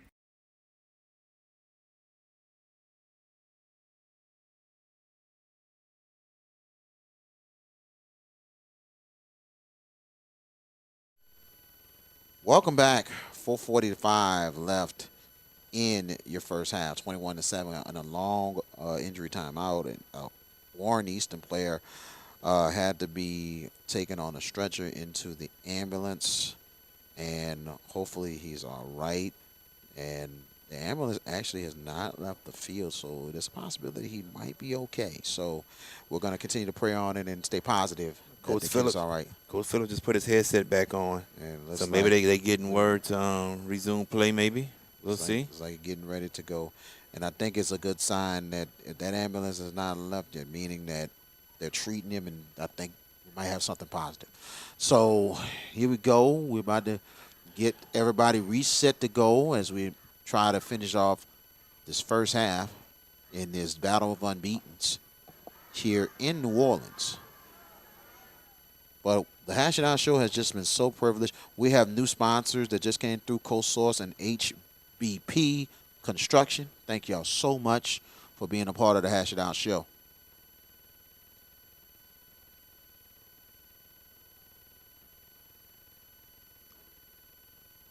We've been privileged to go any and everywhere in the state, and we're doing it again this year so far. And man, we go from New Orleans to wherever we got to go at, man. I know we're going to be in the North Shore as well, so we got a North Shore game, so we're looking forward to that coming up down the line.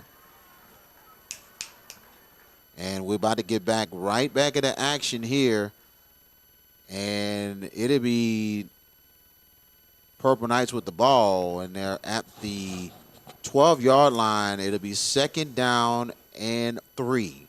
Purple Knights got to get to the 15-yard line, and hopefully everybody's together, the coaches and the kids, to try to put that behind them and get back into action. Here we go on 2nd and 3. Good run there, 1st down and more. And Keith Hill with a nice run right at the Purple Knights 25. Big time run for St. Augustine right there. So Purple Knights in a hurry. They're at the 26-yard line here. So 1st and 10. 4 receivers. Coulon gets it out. Bennett with blocks. Bennett, positive yards there for St. Augustine, Derek Bennett. And they're right at the Purple Knights 33-yard line. 7-yard gain on that one. 4 receivers, 2 on each side. 2nd and 3.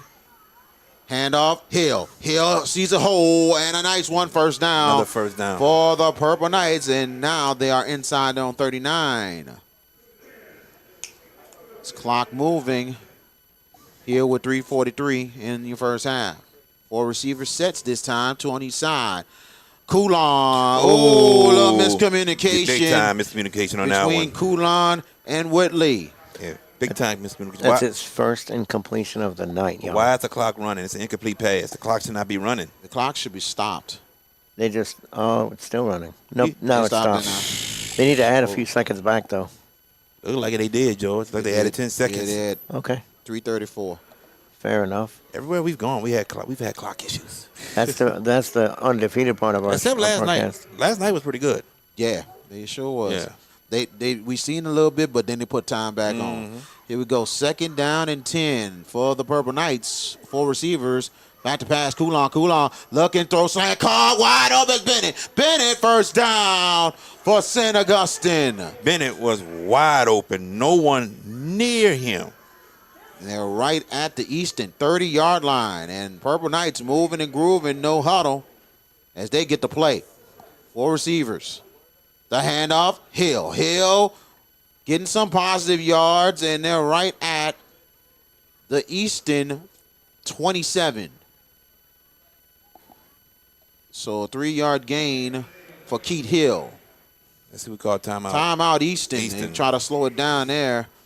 And at 3:01 left in your first half, we're going to take a timeout. This is the Hash It Out Show, Saturday Night Game of the Week.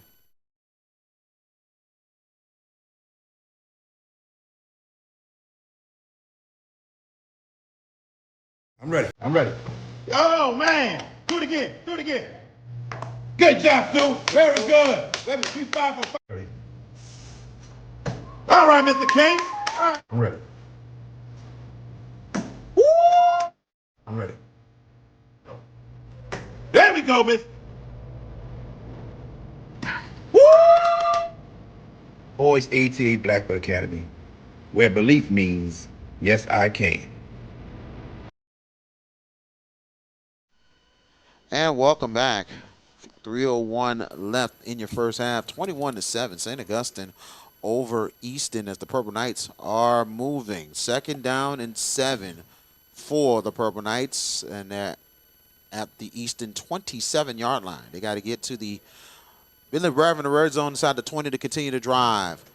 Handoff Hill. Hill getting a surge. And let's see, it keeps going. And he's going to be close. It's a yard short. It's going to be a yard short right at the 19, make it the 21-yard line. It'll be 3rd and 1. 3rd and 1 for St. Augustine as Coulon getting the play. Hill in the backfield. 2 receivers now on the right. Hill getting a lane. Hill first down. A little more. Hill keeps going. Look at Hill. Hill with a surge. 1st and goal for the Purple Knights right at the 5. And you got to credit Hill with his patience. He found a hole and he got behind the line. And it'll be an injury timeout. And let's take it. This is the Hash Down Show Saturday Night Game of the Week. Are you in need of a new windshield? Leo Autoglass can help. For 20 years, Leo Autoglass have been servicing the New Orleans area with windshield replacement and auto glass repair. Give them a call today, 504-301-8353.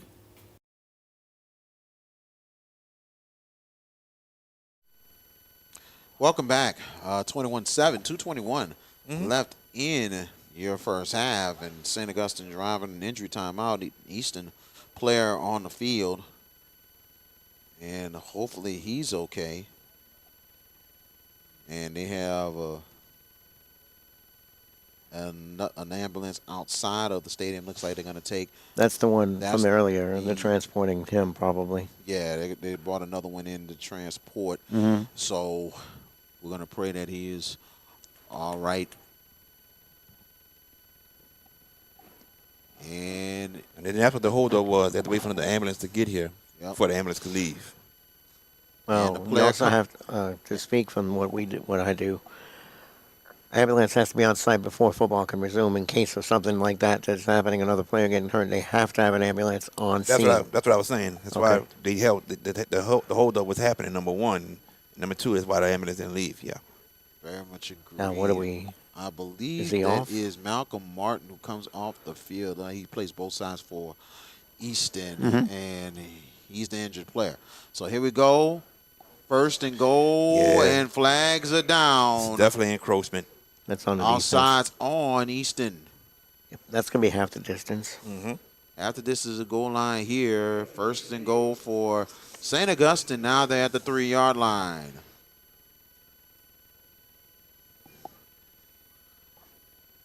Hill in the backfield with Vashon Coulon on 1st and goal.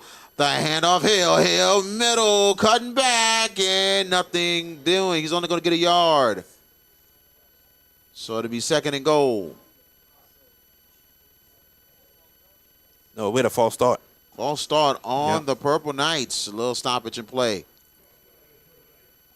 So 5-yard penalty here.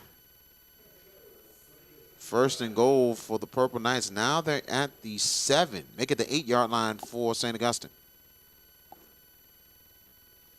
Cool, Hunter Whitley, a 4th time, y'all? It's possible. Possible. 2:05 and counting now in your first half. Hill in the backfield with Coulon getting the play. Whitley and also Williams on the left side. Handoff, and it is Hill. Hill, can he beat it to the corner? He does! Touchdown for the Purple Knights! 7 yards for Keith Hill, and extending the lead 27-7. What you call just who's the fastest guy to get to the corner and cut it up, and that was Keith Hill for St. Augustine. Keith Hill with his first touchdown tonight. And the Purple Knights taking charge in the first half. Darren Coates will kick the extra point for the Purple Knights here. And here we go as they'll set it now to the regular extra point.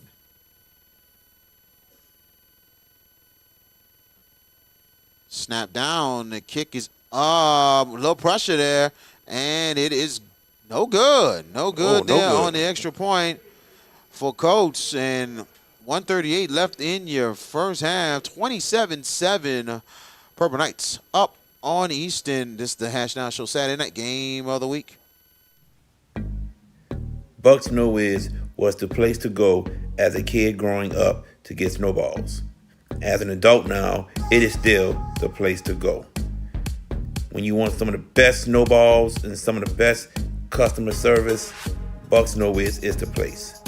Now, excuse me, let me get back to my half grape, half pink lemonade snowball. Bucks No Wiz, located at 1508 Barataria Boulevard in Marrero, Louisiana. And welcome back. And St. Augustine gets in the end zone. Keith Hill, 7 yards for the Purple Knights. And extending an 8-yard touchdown on that one, correction. So Purple Knights on charge there. What is the drive summary, Mr. Peppers? A punishing 11-play, 86-yard drive that knocked off 3 minutes and 15 seconds. And as you mentioned, Keith Hill with his first touchdown of the night. 8 yards in, the extra point no good. We are 27-7, Purple Knights and kickoff. Sire Gilmore, and right off the hands of Thomas Vaughn, but in the end zone for the touchback.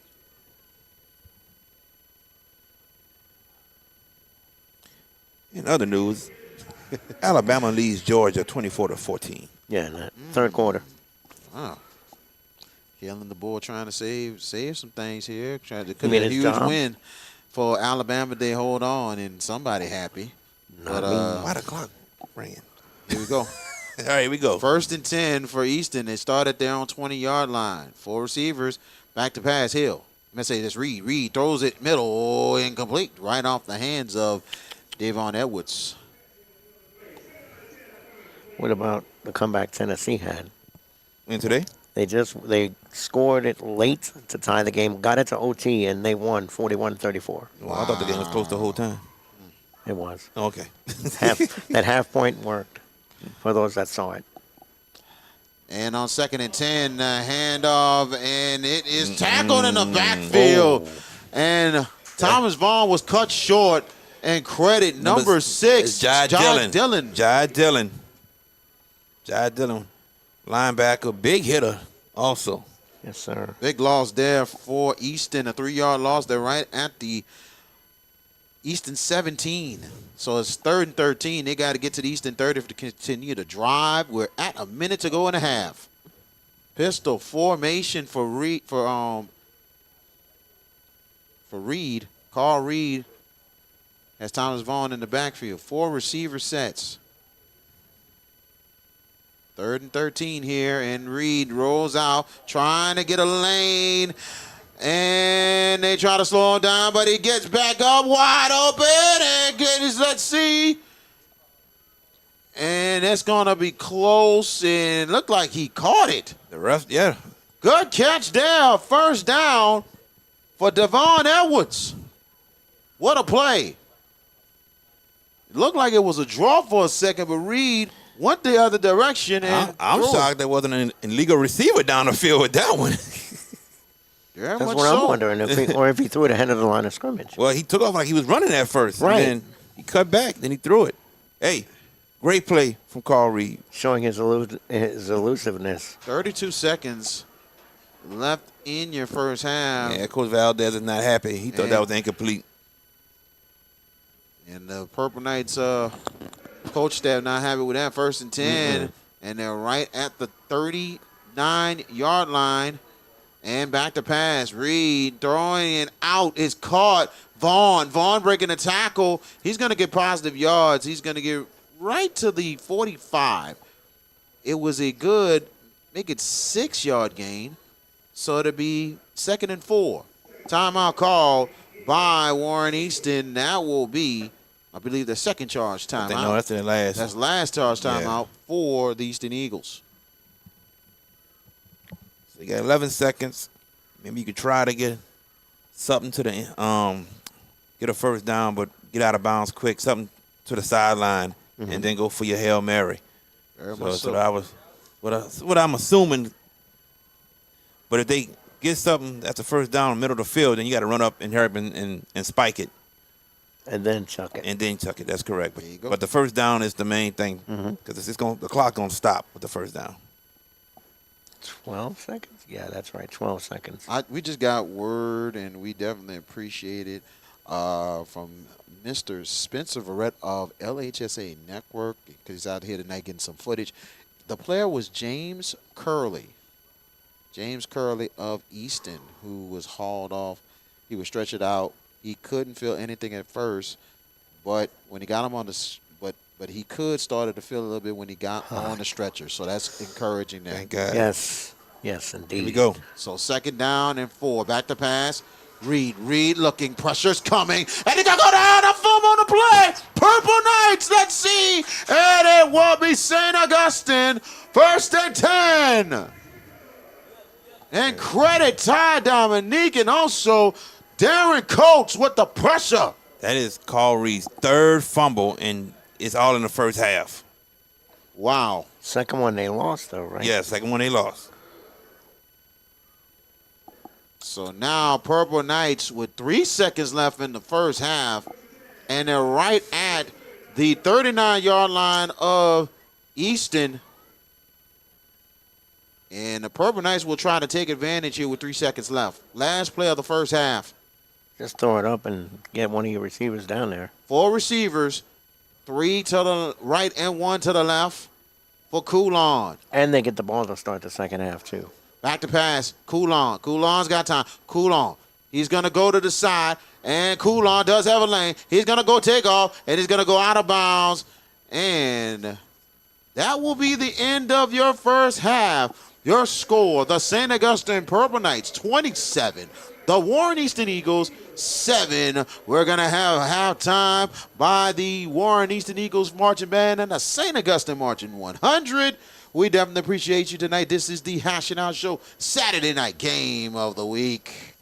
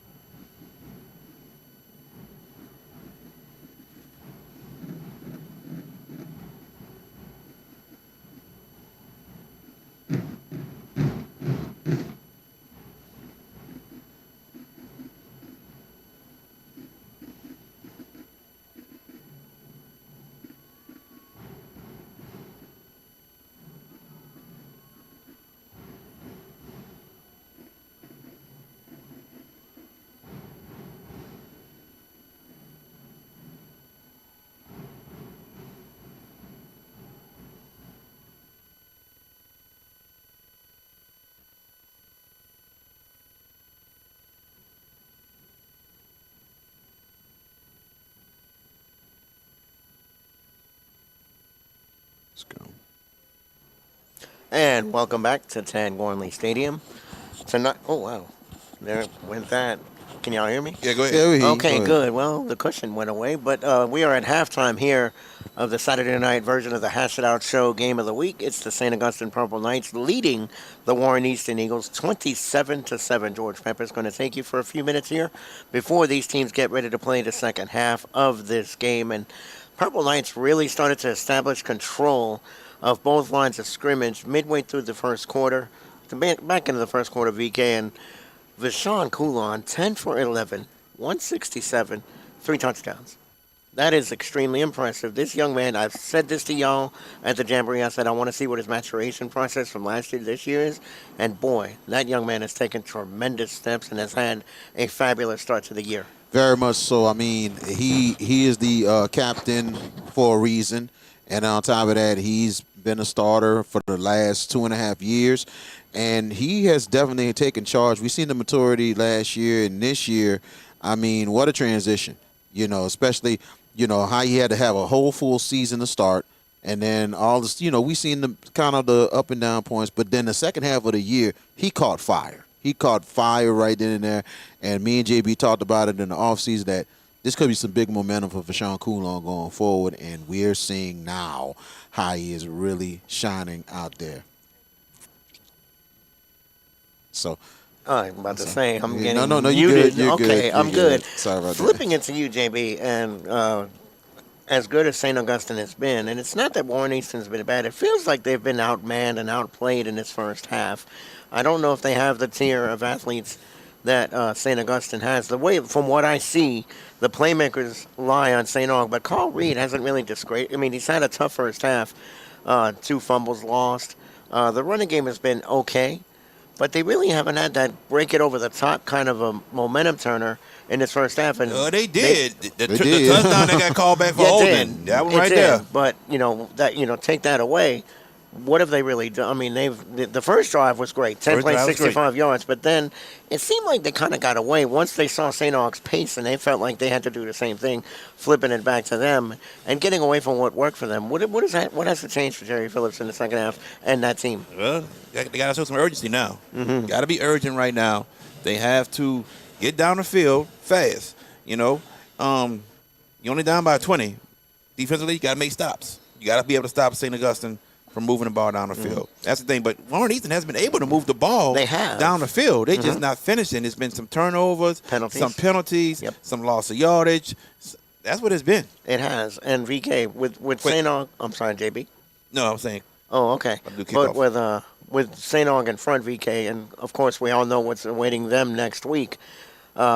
Second half, they lead this game 27-7. They get in the car next week. That shouldn't even be anywhere near the forefront of their minds right now. They just got to close this thing out. If you're Robert Valdez, what are you telling this Purple Knights team to finish this thing off? 0-0. It is 0-0. Yep. Change the mindset. It's Yes, 0-0, man. Like, we starting all over again, starting the second half. Now we got to finish it off. We had a good first half.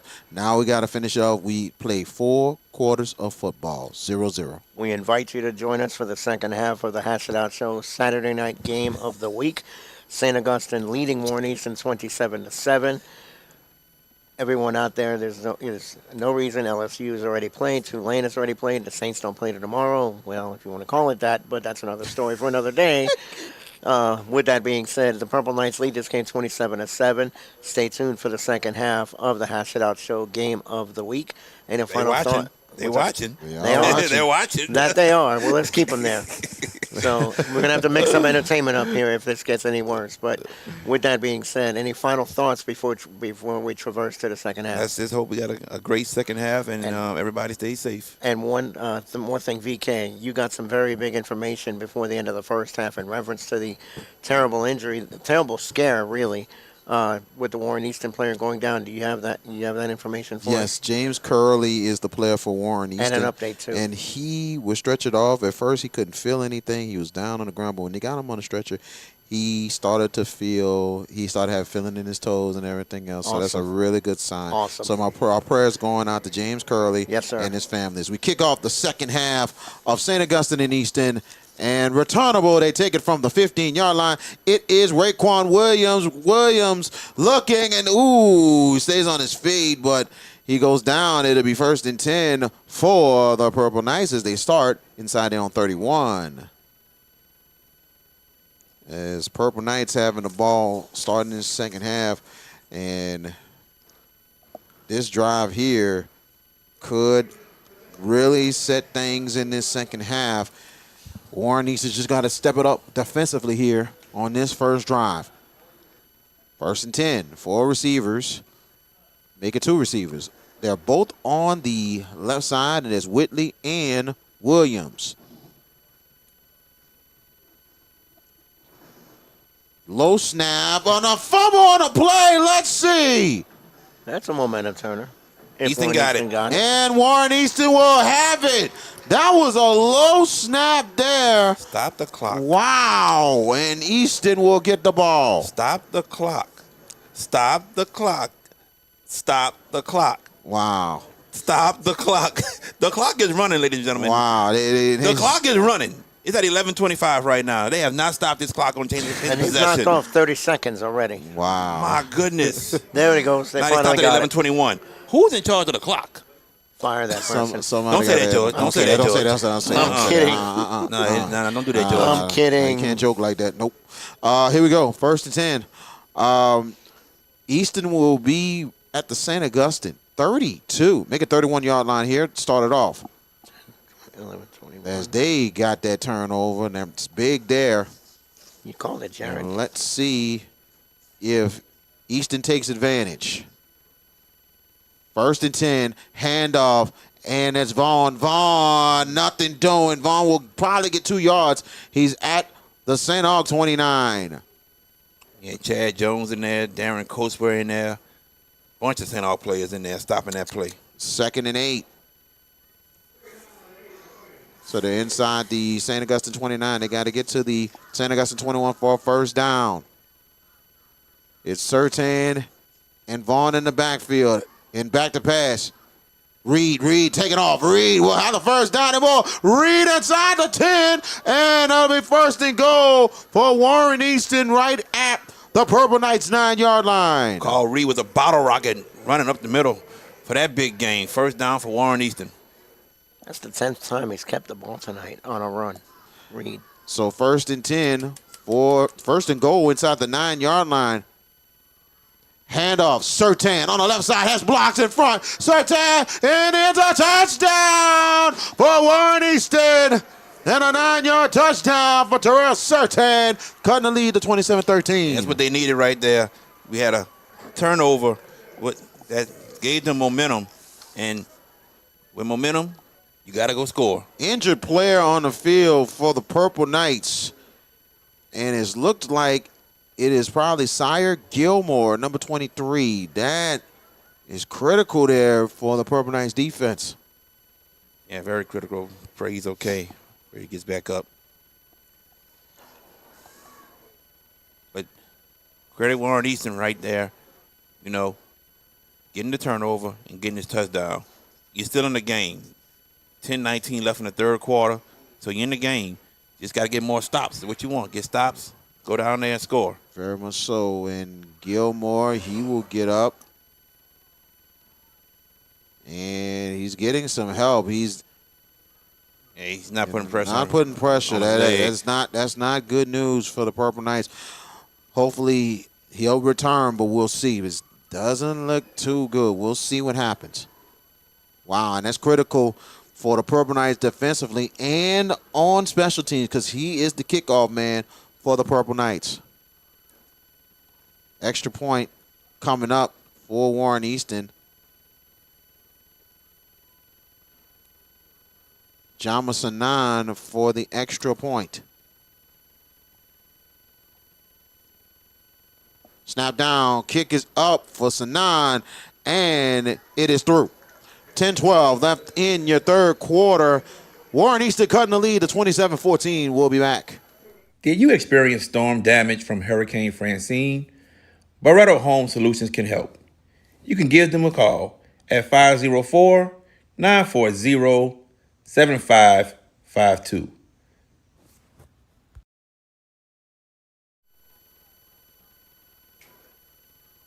And welcome back. Man, we're not all perfect, but we're going to keep it rolling. We appreciate you joining us. A big-time touchdown for Terrell Surtain. Sometimes I just don't know anymore. I mean, the clock was stopped at 10:19, and now I look, it's 10:10. I just don't understand no more. Me either. Kicking off will be Jamasanan for the Eagles. And now the Eagles defense is going to have to really step in once again. And here's the kickoff, and it'll be, they take it, and it's returnable. They took it from the 1 yard line, and it is Williams with the return.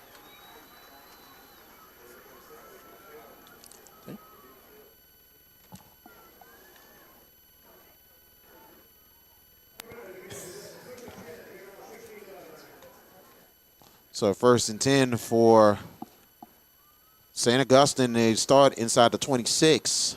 Make it the 16-yard line. Correction on that one. Well, we know we're still working, though. Yes. I'll tell you that much. We're still working. For sure. Very much so. And now, does the Purple Knights answer?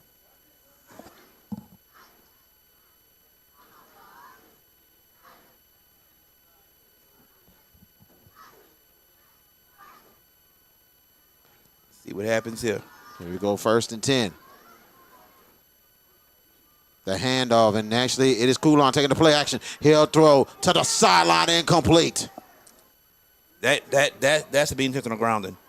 He's in the pocket. There's nobody over there. That should be intentional grounding. And the flag does go down. There it is. It's going to be intentional grounding on the Purple Knights.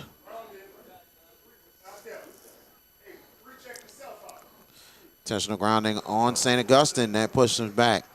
I don't know what's going on the sideline, but Raekwon Williams is upset.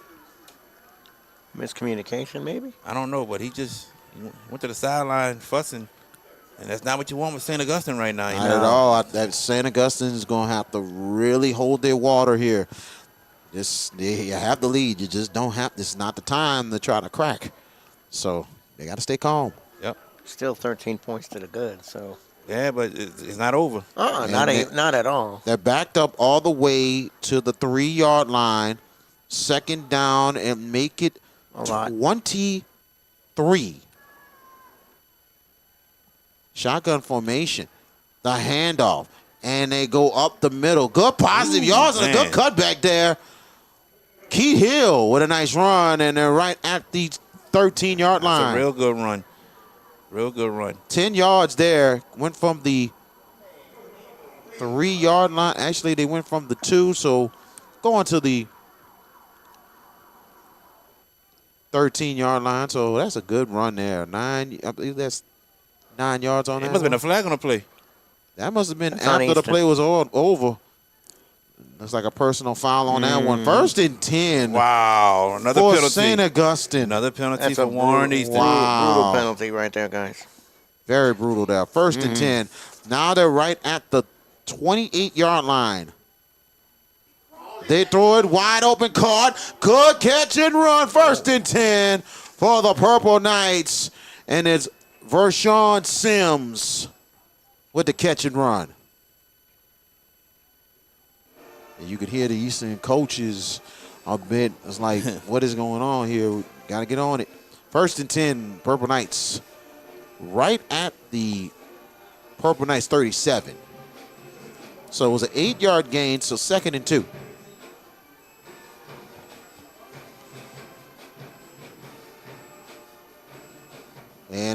And here is Coulon. I like Hill is in the backfield with him here on 2nd and 2. Hand off Hill. Hill will get the surge at 1st down for the Purple Knights. So 1st and 10 for St. Augustine now. They're inside their own 30. They're right at the 39-yard line of St. Aug. 4 receivers, 2 on each side. And movement up front. That will be offsides on Warren Easton. Look, it was offsides. They had 12 guys on the field as well.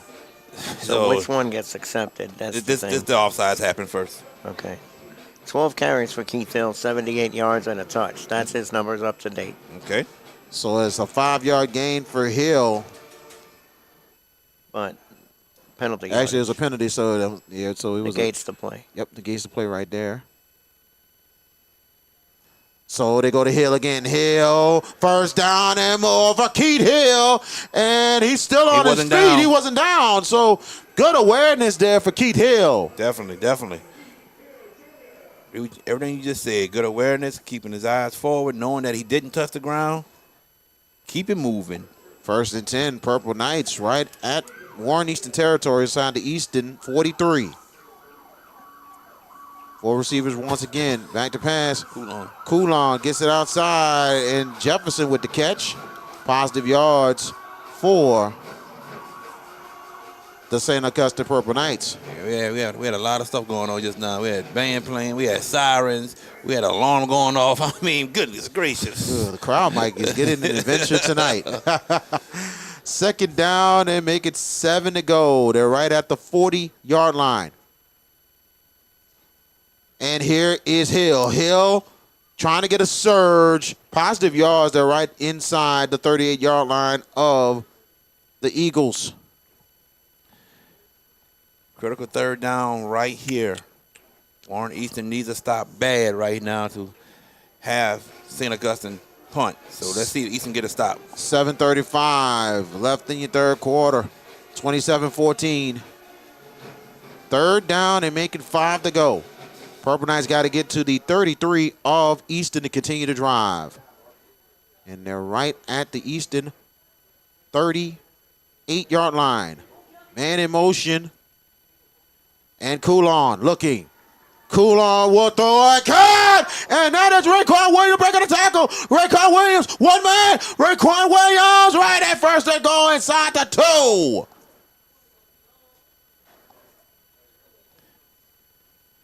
Raekwon Williams with the slant, creating that space, and then, man, he just took off, man. Took off right Making there. Making people miss, breaking tackles, almost got the score.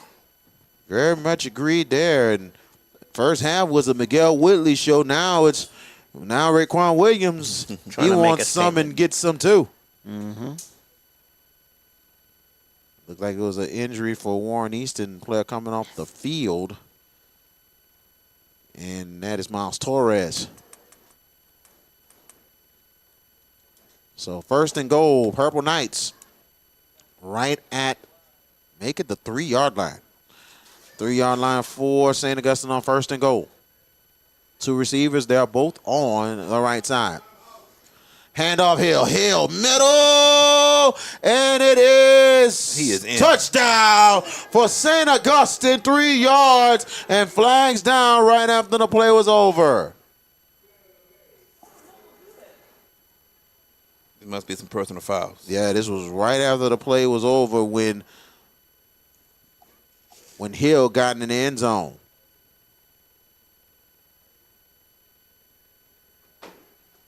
And if you're Warren Easton, you got to really hold your water here. Personal foul on Warren Easton. Be assessed on the kickoff. Oh, yeah, definitely. Mm-hmm. Keith Hill, 2nd touchdown of the night. He's really extensive action off the injury from last year. This young man has done great things tonight. Mm-hmm. Almost to the center. I think, let me double check. But I think he's over the century mark. I'm going to double check it as we speak. But, yeah, he's had himself a game tonight. Absolutely.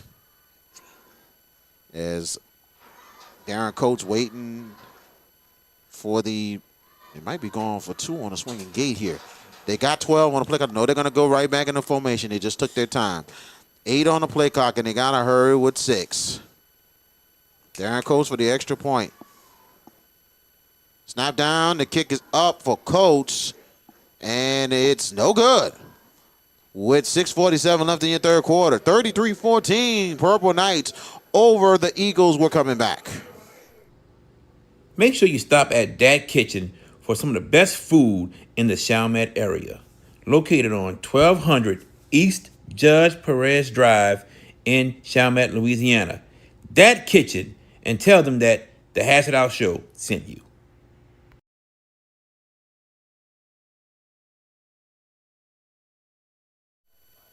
And welcome back. A big drive for the Purple Knights, a big-time answer. 3-yard touchdown for Keith Hill. George Peppers, what you got on that last drive? 9 plays, 74 yards. Keith Hill's second touchdown of the night, extending the Purple Knights' lead, even with the missed extra point, to 33-14, and reestablishing momentum the Purple Knights have on that drive. Big-time answer for the Purple Knights after a huge touchdown for Easton to cut that lead. JB, your thoughts so far? I mean, what a response there for St. Augustine. Big time response. You needed them to respond after a turnover that led to a touchdown. So you had to respond. Keith Hill and the passing game from Bashawn Coulon and worked to full effect. There you go, leading to a touchdown. Kicking off will be Darren Coates, and he'll do the kickoffs now. You know, Cy Gilmore, hopefully he's okay. They're monitoring him, and here's the kick. And it's going to be more of a swivel, but goes out of bounds. That's not what you wanted. And it'll be good field position for Easton. Especially on that side of the field where you're kicking from.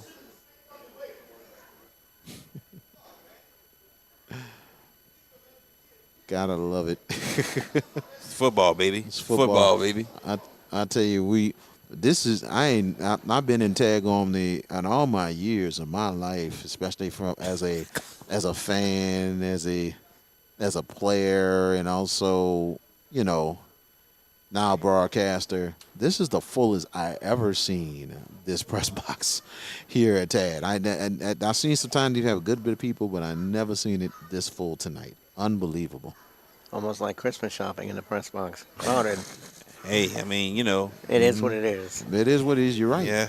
And Easton will start right inside their own 31. And you have to think, both coaching staffs, a lot of coaches on their teams. Yeah, definitely. So 1st and 10 for Warren Easton inside their own 31. 3 receiver sets. Sertan will get the carry. Actually, it'll be Vaughn. Vaughn getting a little loose. Nice positive yards. Vaughn is right at the Easton 36. A good 5 yards on that play. It will be 2nd and 5. I'd love to see more of an urgency right now for Warren Easton. I mean, he's down by 19. 6:21 and counting in your third quarter.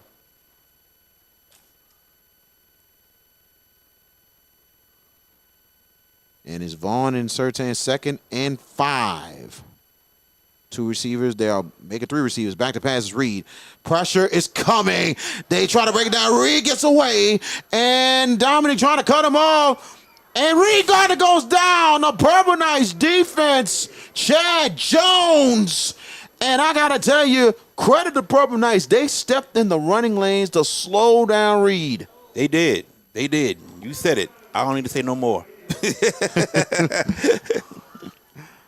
Big time now, loss there for Easton. Now they're backed up to the 27-yard line. And hydration break right here. We're going to take it with them. This is the Hashtag Show Saturday Night Game of the Week. At Bayou AV Security, we are your one-stop shop for all your needs, whether it's enhancing your home entertainment system, securing your property, ensuring a seamless internet connection, or illuminating your outdoor spaces. We've got you covered.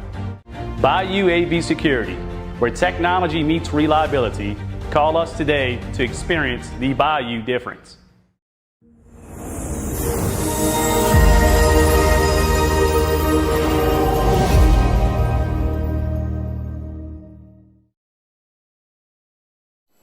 And we are back, ladies and gentlemen. Everyone that is watching this broadcast, please hit those likes. It won't take you 1 second to not hit a like button. Hit those likes button, everybody. Also tell everyone that you know about this game that's going on right now. And the Hash It Out Show, this third quarter of the Hash It Out Show Game of the Week, brought to you by Lil Dizzy's Cafe, yes. And also the Red Zone second half brought to you by Audi Hippolyte. Yes. And here we go, 3rd down and make it 14 to go. They got to get to the make to the 39-yard line. Back to pass is Reed. Reed will throw it. And let's see, incomplete pass. It'll be 4th down. Good coverage there for the Purple Knights. And punt team coming out for Warren Easton.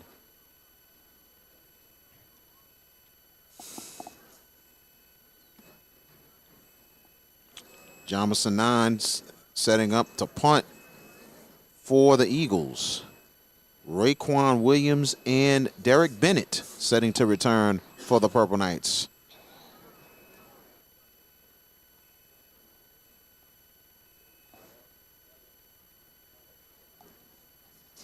And then making sure everybody's counted here. You got 10 on the play clock, and good snap. And Sanan gets it off. Takes a Warren Easton bounce.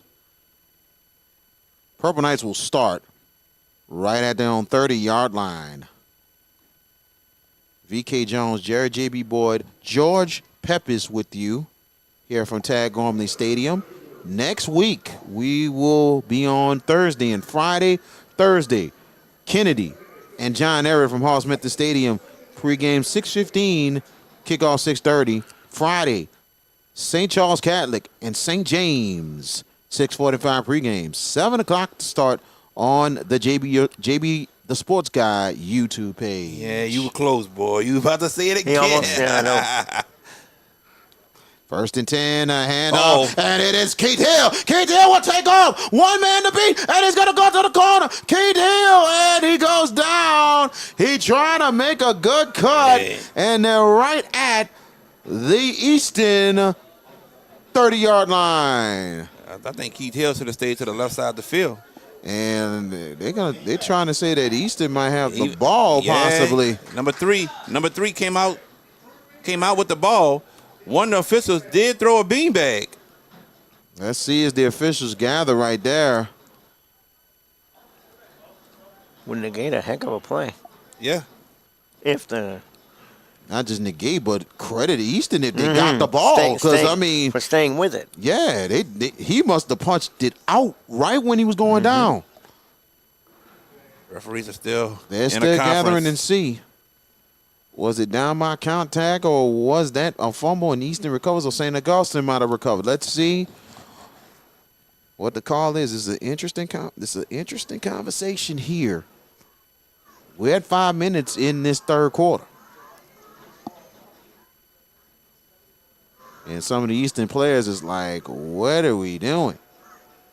It's staying with St. Augustine. And St. Augustine will still have possession. Tough break for the Eagles, though. Yeah, tough break for them. They felt as if they had the ball. Now, Purple Knights, 1st and 10 at the Easton 25. Keith Hill with a huge run there.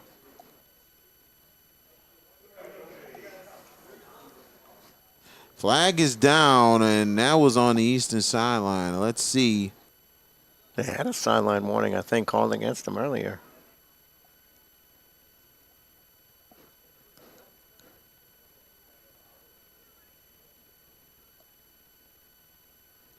And also, if you are not subscribed to the JB the Sports Guy YouTube page, click that subscribe button. That takes only a second as well. Unsportsmanlike conduct on Warren Easton. Actually, I think it was another sign. I think it was sideline warning, but it was actually a personal foul. He called a personal foul. Yeah, personal did. foul on Warren Easton. 15-yard penalty. That'll be another first down for St. Augustine. And now they are in the Artie Hippolyte red zone right at the Easton 13-yard line. 8th penalty of the night by Warren Easton. 3rd of the personal foul variety. 45 yards personal foul penalty. Oh, man. That's a tough sled. 1st and 10 for the Purple Knights inside the 13-yard line. Kohan Davis now in the backfield. They give it to Davis. Davis cutting back middle of the right side. Touchdown, Purple Knights! And it is Kohan Davis from 13 yards as the Knights extend the lead to 39-14. Credit the O-line. Credit that O-line right there. And Kohan Davis coming in, man, for his first carry of the night. Touchdown. Purple Knights will try for the extra point here.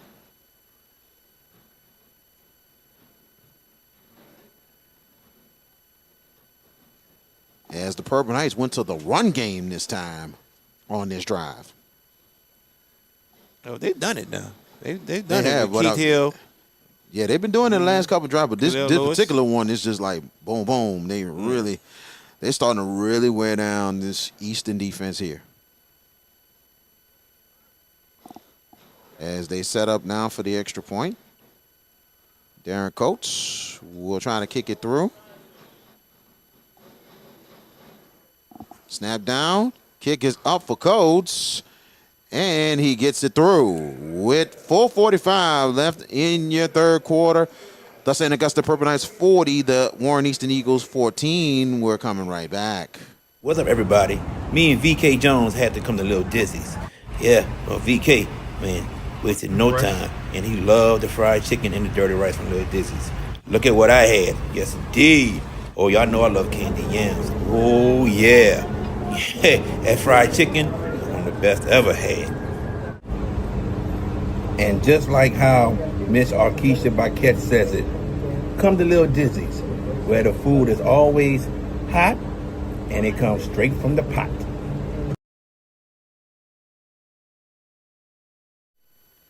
And welcome back. We had 4:45 left in your third quarter. And St. Augustine gets on the board. Kohan Davis from 13 yards, 40-14. What you got on the drive, George Peppers? 9 plays, 64 yards, and as you mentioned, Kohan Davis, first carry of the night, fresh set of legs, gets on a 13-yard scamper to extend this lead now for St. Augustine. It looks like they've now established firm control, up 40-14. Warren Easton's going to have to really, really open things up here on this next possession. Waiting to return Terrell Surtain and Thomas Vaughn. Coates kicks it off. It'll be returnable from the 9. It is Surtain. Surtain, little bit of a lane, but he gets slowed up. Flags are down. Mm-hmm. Blocking it back. Might be a blocking it back or a holding penalty. We'll see.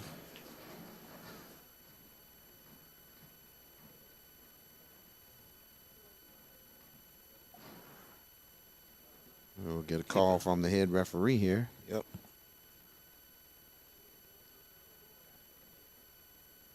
It's a holding on Warren Easton.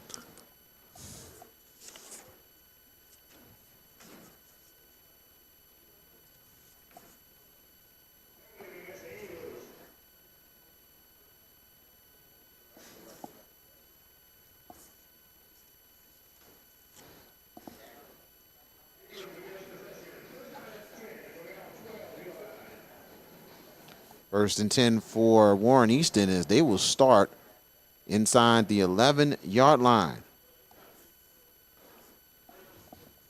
So you have Surtain and Thomas Vaughn in the backfield with Carl Reed. 3 receiver sets in the shotgun. Back to pass Reed. Reed looking. Pressure's coming. He's going to take off. And he lost the ball again. And let's see. Purple Knights will pick it up.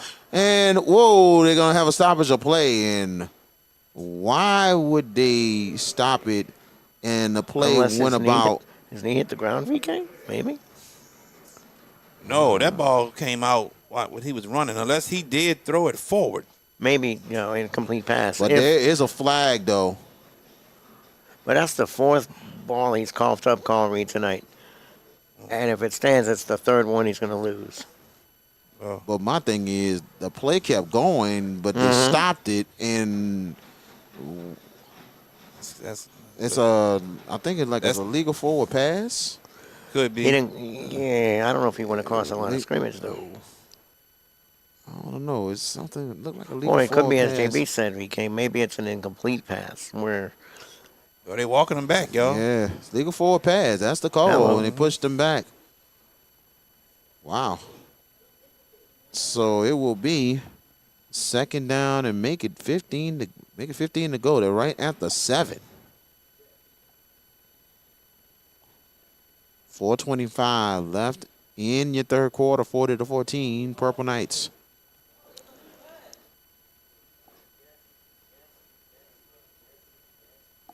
Got 4 receivers here, 2 on each side. It is Vaughn in the backfield with Reed with 8 on the play clock. And the handoff, and it is Vaughn. Actually, Surtain cutting back, going to the left side. Surtain, he's close. He has enough for the first down for Warren Easton. Definitely a first down run right there. And they're hurrying it up right now, Warren Easton. Hurry up offense. Stopping the clock at 4:16. 4 receivers, 2 on each side. Surtain now in the backfield with Reed. Surtain again, getting the carry, cutting back. He's only going to get a yard on the play. Yeah, credit that St. Aug defense for that stop right there. 4:03. And counting here, it'll be 2nd and 9. They're right at the Easton 24.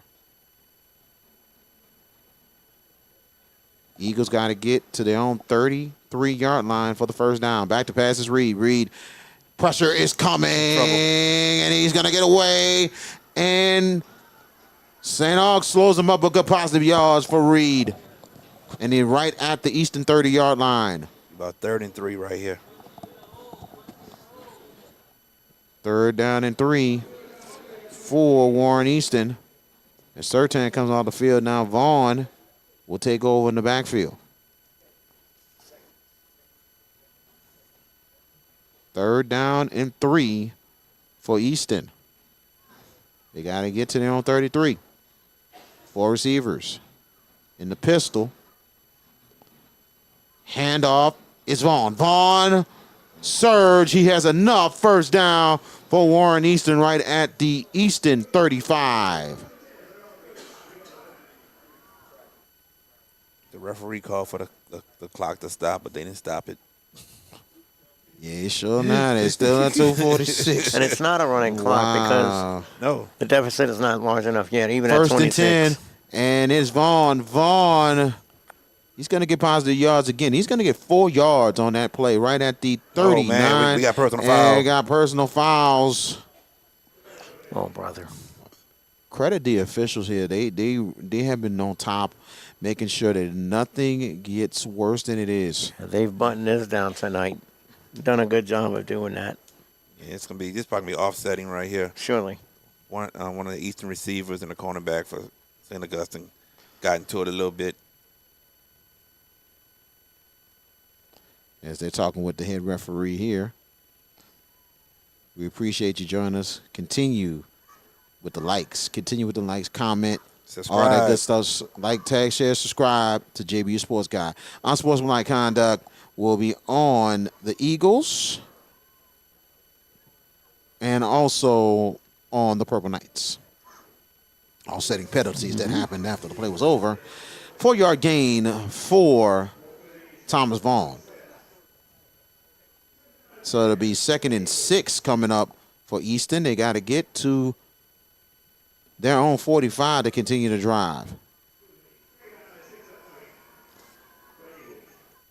Got 2:28 left in your third quarter. 4 receiver sets pistol. And it's Vaughn. Vaughn, he breaks away. First item more. Thomas Vaughn, what a nice run. 1st and 10 for Warren Easton. Credit the offensive line also for Warren Easton making that happen. 1st and 10, right in St. Augustine territory inside the 42-yard line. The handoff. Vaughn again going to the right side this time. Positive yards for Thomas Vaughn right at the St. Augustine 39. We're under 2 minutes left in your third.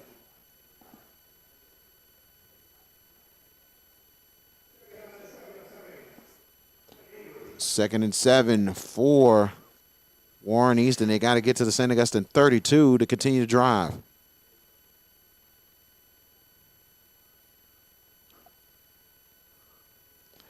Reed, back to pass. Reed, right side, it'll be incomplete. Yeah, Reed had him open. He just a bad throw on his part. Too far to the outside. It'll be 3rd and 7 coming up.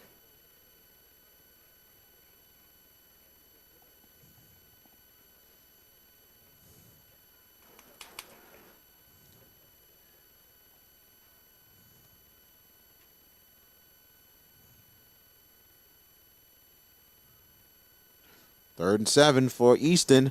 Low snap. They give it to Vaughn. Vaughn, first down and more. They blew it dead. They blew it dead. And I tell you, man, the Easton coaches is not pleased. Of course not. And the clock's not stopping again. No, I'm saying that because Why is the clock running? Like George said. Yeah. And the punt team's coming in. Punt team coming out there. And the clock is still running. Wanting a pass And they throw. blew it dead. They blew it dead. They The blew clock it is dead. running. They did, so the clock has to stop. Any play that blows dead, I mean, you stop the clock. It's not that difficult. I think they called him down or something like that. We can't. That's I what don't know. they must have did. Yeah, I'm confused on that last play. Then we all are confused. Yes. Confused. That's definitely a false start. That's definitely a false start there. Flags are down. It'll take a roll for Warren Easton inside the St. Augustine 6. But will that play stand? Another flag down. That was We got after the play was over. hats. We got Hat a flag. We got a hat. This might be an ejection. There's possibility on that one. Cameraman, keep it on that referee with no hat. You ain't got to zoom in on him. We can see it. As we'll see if we get the call there. If any punches was thrown on that one. If there was, somebody's getting an early shower, VK. And it's going to be suspended next week. Exactly. And Yeah. if it's St. Aug, it's going to be against Carr. Doesn't matter who you're playing. You're missing a key person on your team. As the official talking with Robert Valdez right now.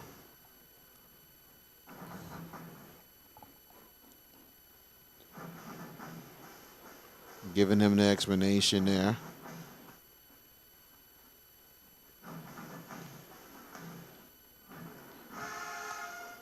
We thank you so much for joining us here from Tad Gormley Stadium tonight. We got it. Personal fouls on both. Face mask on Easton. Personal foul, face mask on St. Augustine. First down. Nobody got First kicked down, out. nobody Okay. got kicked out. Thank right. goodness. So Purple Knights will start right at the 6-yard line.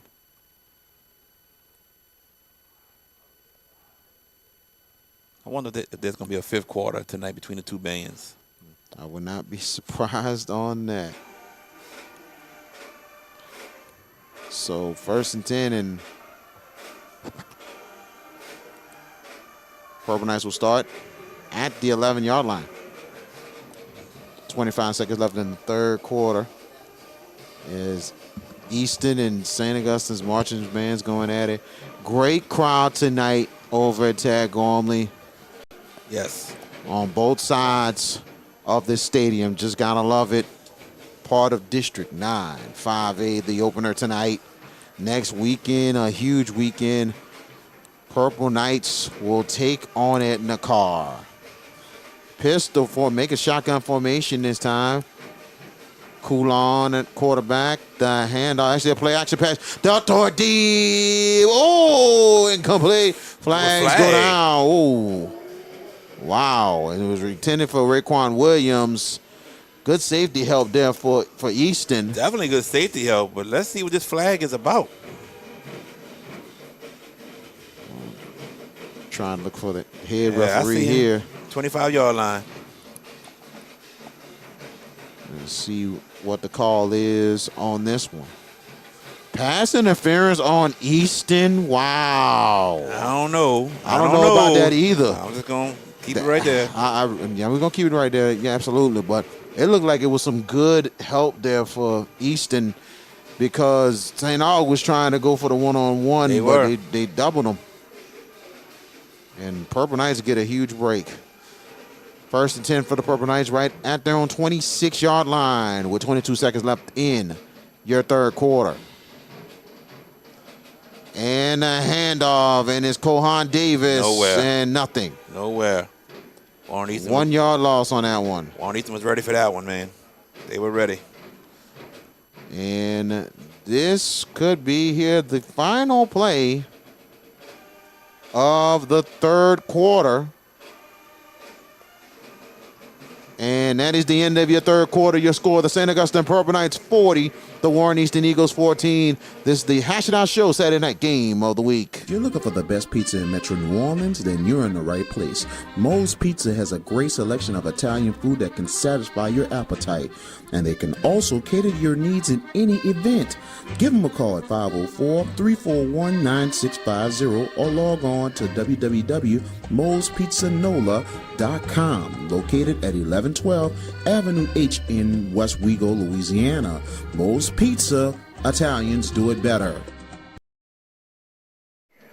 And welcome back as we're about to get started with the fourth quarter. Play 40-14, St. Augustine over Warren Easton. Before we go any further, a Purple Knight legend was lost a couple of weeks ago. One of the best running backs ever come out of St. Augustine, Sean Rhodes, passed away. He had to battle a lot with a disease and everything for a long time and everything, and he lost that battle a couple weeks ago. And he was also my teammate as well at St. Augustine. And we love you, brother. Well, our prayers go out to him and his family, the strength for the Rhodes family and the St. Augustine family. Definitely. Definitely. Rest in peace, Sean Rhodes. Second down and back to pass. Coulon, gone deep, right side, wide open, is incomplete. The ball was up for many days and knocked down. Yeah, just a little bit underthrown on that one. So it'll be third down. Everybody that's watching, thank y'all for the likes. Keep the likes coming. Hit that like button, everybody. Keep the likes coming. Hit the subscribe button. We truly, truly do appreciate you all tuning in with us tonight and all the time when you guys do tune in with us. Up next for Easton next week, we know St. Aug's playing Carr. Easton will be playing John Curtis next week. Third down and 11. Purple Knights got to get to their own 36. Back to pass, Coulon. Coulon has pressure coming. Coulon gets away. Coulon looking and pump fakes. Coulon gets out of bounds. He does the smart thing and gets positive yards for the Purple Knights. It will be fourth down. Yes. Warren Easton gets a stop. St. Augustine's going to go ahead and punt. And I don't know if you remember Sean Rhodes, GB. I mean, great, unbelievable player. And, I mean, I remember when he was a sophomore, he had over 1,900 yards, and he was an all-Metro, all-state player. And I think he also he was this close to winning he was close to being the state player of the year that year. So he really had a great year. He still had a nice career at St. Augustine right after. Pressure coming, and they get the punt off. Let's see. It will take a Easton roll, and the Eagles will start right inside their own 48-yard line.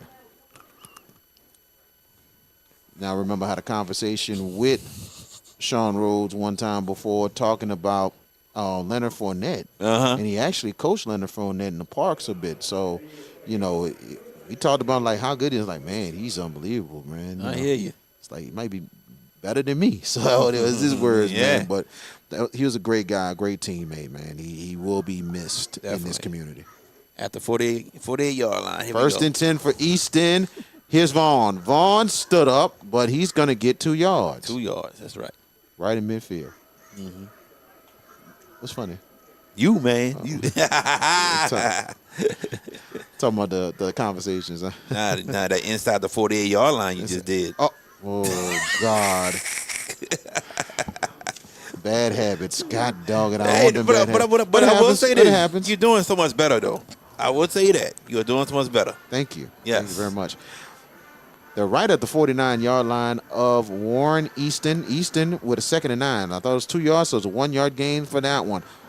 Back to pass, Reed, looking, pressure coming, and it goes down. Darren Coates with the sack for the Purple Knights. There you go, Darren Coates. ATA zone. Boys, ATA zone right there. Yes, that is a fact. Product of Boys ATA Blackwood Academy. And he's a product of St. Augustine. Thank you, Lord. That's the St. Augustine alum talking right there, VK Jones. Just saying, though. Just saying, I know you wish me somewhere else, but it's all good, man. We share something good there. 3rd and 11 for Warren Easton right at the 47. Back to passes, Reed looking. Pressure coming again. And look out, goodness gracious. Woo!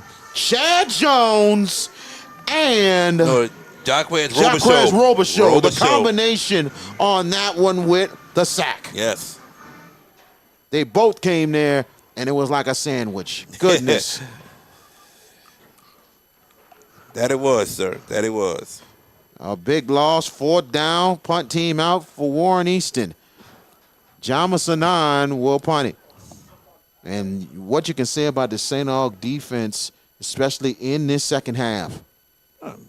They was in bad field position on Easton's first touchdown in the second half when the fumble from St. Augustine's offense. But other than that, they've played very, very well.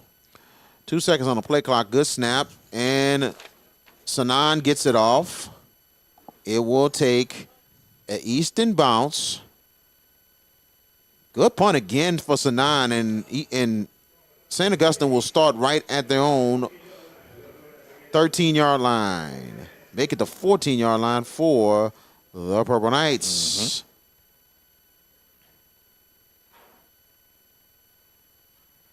I was wondering what you was laughing at for a second, but now I figured it out like, oh, man.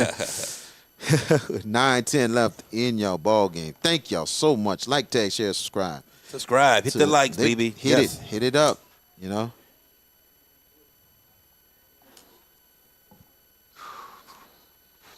And here we go, 1st and 10. Expect St. Aug to run the ball, run this clock out. Very much so. And Coulon, he'll throw it out there. Oh, goodness, incomplete. You were trying to go to Whitley. Prove me wrong. And the clock is still running. Clock stopped again. Now it stopped. 10 seconds later. This has been the biggest adventure we've seen all year with a clock. They put back 4 seconds on the clock. Woo. Making my job hard trying to run this clock. Here tonight. Look what they do in my stat sheet. Yeah, but I got to control the clock. 2nd and 10. 2nd and 10 inside the 14. Coulon gets it out, and it's Williams. Williams gets loose a little bit. Positive yards. Let's see, they're close. Right at the 1st down marker inside the 25. 1st and 10 for the Purple Knights. So, JB, you say we're both laboring, right? Not laboring. I'm trying to keep up with the clock, and it's all over the place tonight. I know. You're missing my point, but that's okay. 8:55 in counting here. 1st and 10 for St. Augustine. They're right at the 20. They gave him the 1st down. Yeah, they gave him the 1st down. It was right at the 24. Yeah, I thought it was close, though. 1st and 10 for the Purple Knights. 2 receivers on the left side. And Coulon gets it out, and it is Williams. Williams creating some yards. All that yard on that game. Make it 2 yards on that game. 2nd and 8 coming up.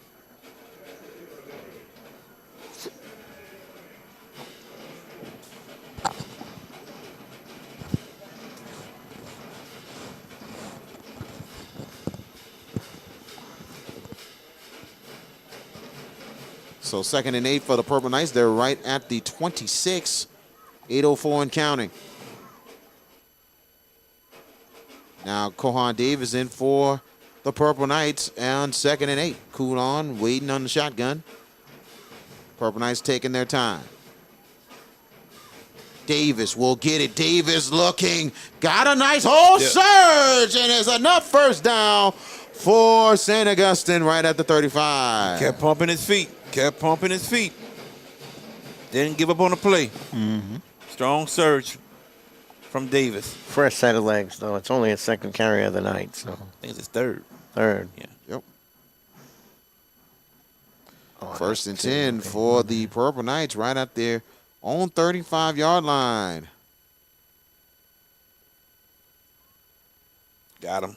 They jumped. And movement up front. Flag is on a play, offsides on Warren Easton.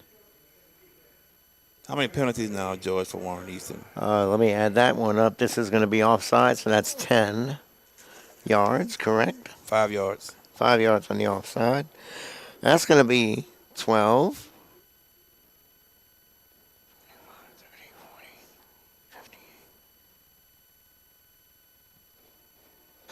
12 for 103. Wow. So 1st and 5 for the Purple Knights right at their own 40-yard line. 6:52 and counting as the Purple Knights taking their time. Davis in the backfield with Coulon. The handoffs, Davis. Davis find another hole. Davis won't take off. Davis is gone. 60 yards. Touchdown, Purple Knights. What a run for Cohan Davis. And that puts the icing on the cake for the Purple Knights. Yes, sir. Yes, sir. Any one of us can run into that hole. We could have run into that hole. Nah, knowing me, I would have scored. I don't know about VK. He probably would have got caught. Nah, he'd have scored. He could run down the flight of steps and Gormley. He'd have been fine. Yeah. See, that's my man right there. That's my dog. I like that. That's my dog. Appreciate it. Yes, sir. In a 46-14 game, you got to hit some twisted humor on here, boy. I'm just saying, he complaining about steps today, yo. Who? VK was. Man, Oh, well. man, it's still steep. You seen Josh Preston said, man, them stairs ain't no punk. And the kick is up for Darren Coates, and he gets it through. This one he does. 6:30 left. It is 47-14. Purple Knights were coming back. JFK Martial Arts offers a wide variety of martial arts programs for kids, teens, and adults as they empower lives through martial arts. Please give them a call at 985-266-0664 and don't forget to ask about their 1-week free special. Welcome back. Cohan Davis from 60 yards. A big touchdown for St. Augustine. 47-14. What's the drive, Mr. Peppers? The icing on the cake drive, you call it?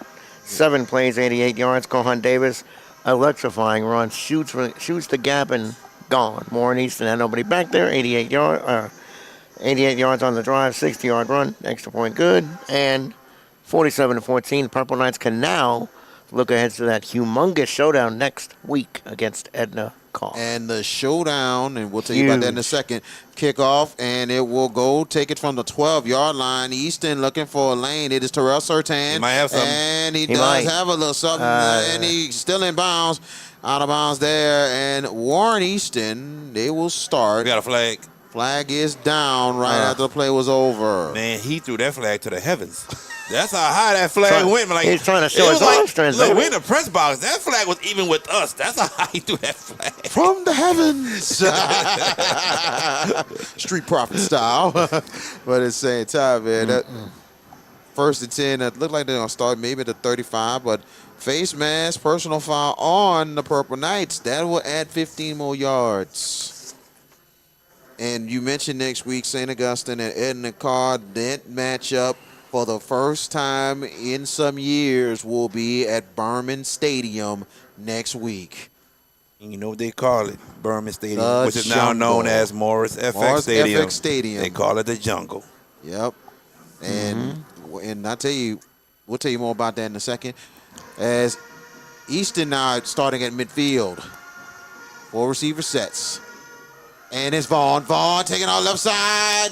Nice run for Thomas Vaughn. And they're right at the Purple Knights. Very good run. Close to a 42-yard line. Sorry, VK. Very good run. Close to a first down for Thomas Vaughn. Make a 41-yard line. That's a nice run. 40. The official keeps moving up and down. He's at the 42, so I wonder, 8 yards. And here's Reed going out there. Good catch. And a nice little additional run and more. Good job there to catch by Josh Parker. Josh Parker's a big receiver. He's a big dude. Yeah. Goodness. Now, the last time Ed Carr hosted St. Augustine, they did move that game to Tad Gormley. But this time, with them being home, That's they said not this time. Standing room only at Berman next week. And there will be hydration break here. We'll take it with them. This is the Hash Out Show Saturday night game of the week. Hey, parents and coaches, want your young athlete to go far on and off the field? Kumon of Gretna is the place for you. Whether it's reading plays or calculating scores, early literacy and math skills teach focus, discipline, and decision making. Give your student athlete the edge. Start early, start smart at Kumon of Gretna.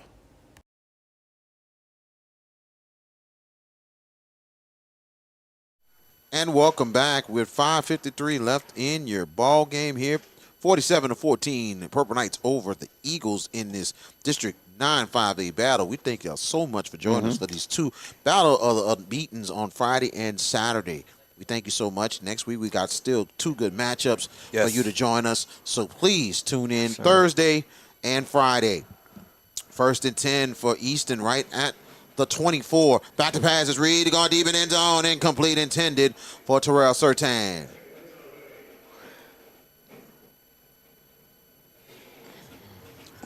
Like we mentioned a couple years ago, Carr moved that game to Tad for the crowd, but this time they said, not this time. We want that. We want the community there this time. It's gonna be full on both sides. People gonna be standing over the, on the gate. Only. Yes. End zones, both backs of the end zones are going to be packed. And an opportunity for the 9-5A lead next week. But back to pass. Reed, pressure's coming again. And he's going to look wide open. It's caught. It is Vaughn. First down and a little more for Thomas Vaughn. Oh, Reed had a receiver open for a touchdown. He just didn't see him.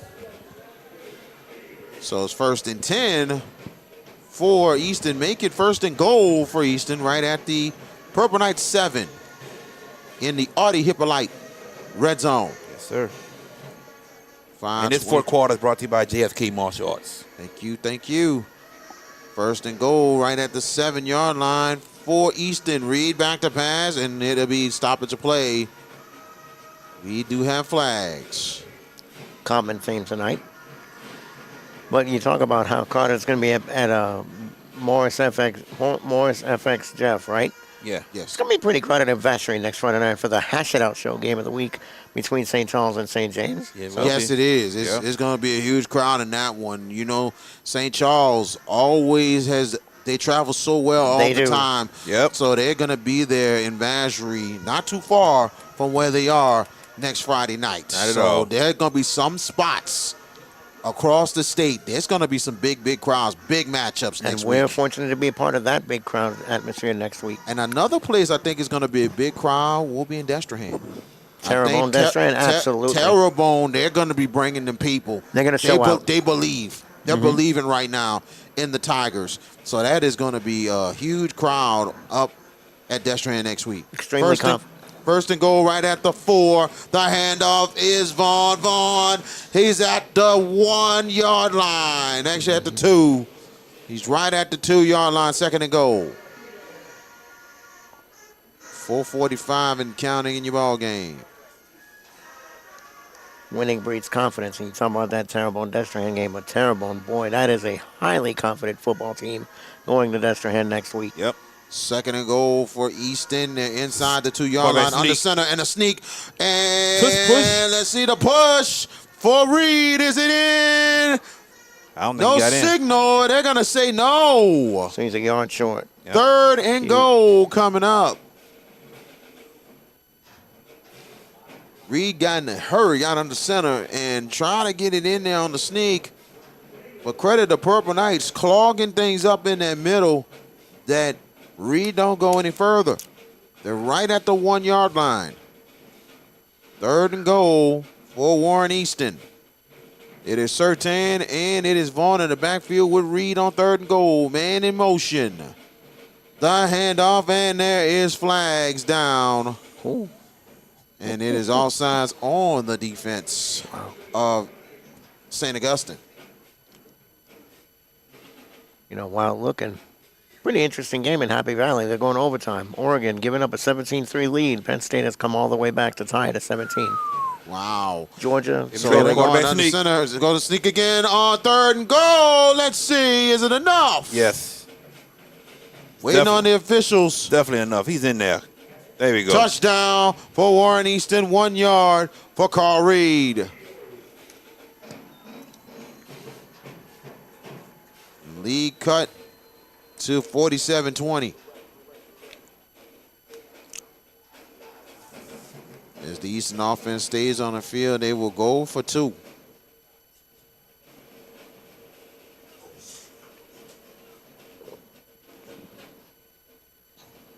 So 2-point conversion coming up for the Eagles. Man in motion. And Reed rolling out to the right. Pressure coming. Reed will take off. Reed will get in for the 2-point conversion. That cuts the lead to 47-22 with 3:26 And you gotta left in your ball game. You got to admire the fight of this Warren Easton team, not giving up on the game itself. They know they're not going to win it, but the tenacity they're showing, finishing up with a good drive here in the drive summary. Look, they haven't quit. Not at all. So they kept fighting, and that's what you want. And that's the mark of a Jerry Phillips coach team. They're not going to fold 10 and go home. That's correct. 7 plays, 62 yards on the drive. Carl Reed, second rushing touchdown of the 9 2-point conversion. Successful. It's an amazing successful. 2:52 off the clock. And Purple Knights are going to get this ball probably. This will be the last possession, you would think, going down the stretch here. Up 25, you would think. We'll see. We'll never know, but you'll see. Tomorrow night, come on back on the JBU Sports Guys YouTube for the boot breakdown, 6:15 with Jared JB Boyd, also Jordan Taylor and Nick Campbell. And they'll be 6:15 talking about all the big news of high school sports in the state of Louisiana, high school football in week number 4. It's a bunch of news we're going to talk about tomorrow. And how. Because there's been a lot of news for week 4, man. So, y'all tune in. We had Nick on the show this past Tuesday night. We were very thankful for him being with us. He's always a great guest. And shout out to Nick Campbell. Yes. We seen him yesterday at the Terrebonne High. He was at the game with y'all? We seen him there. Also Chris Singleton and G Sports. Josh Preston. So we definitely appreciate those guys. That's Tory Trahan. Tory Trahan. And Connor Gisclair. Yes. They all were there yesterday. Absolutely. Oh, wow. Here's the kick. And it's going to be an onside kick here, but they got a flag down. Probably didn't go 10. Hold the phone. No. Or did somebody jump off? No, I don't know. I don't know what happened. I'm looking for the head referee myself. Head referee in the back of the end zone for kickoffs. You got a barbecue pit right there by him. I'm kidding. But we give a shout out to those guys. It was good to see them last night. It was real good to see them. The networking was strong last night, huh? Oh, yeah. And we appreciate Spencer Verrett from the LHSA Network kind of helping us out with that information tonight. Thank you so much. Most definitely. We see Josh Preston, K. Dot, Rob in the building. I mean, last couple of days, man, big time props to these media outlets. Yes. Who's pushing this product of high school football. And what a crowd we've had here tonight. And we knew this would be a good crowd. And they're going to try again on the 10 yards. Did the 10 yards go? They did not go 10. Flags are down. They touched it before it went 10 yards. Yeah, that's what I was going to say. Somebody got a piece of that. Got their paw on it. And you got to let it go 10 before you attempt to recover. Exactly.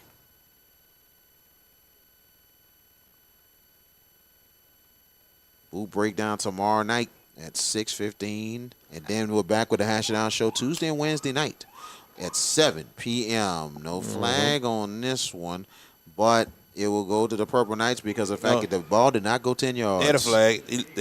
They said illegal touching. Huh? Illegal touching on Warren Purple Easton. Knights ball. Okay. Yeah. I thought they were saying no. Did that?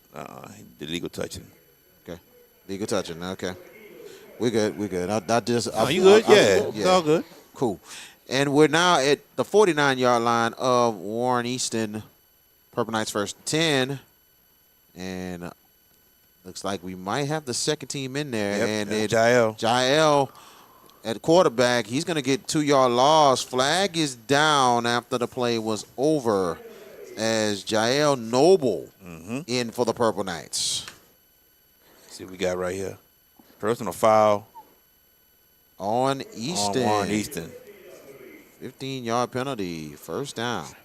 It's another penalty on Warren Easton. We talked about the Warren Easton penalties even from 2 weeks ago when we did that game against John F. Kennedy. That is something they have to get Really rid fix. of. And this game something- here is still here, still alive. Yeah, then they're going to have to really clean it up next week against a very tough John Curtis team.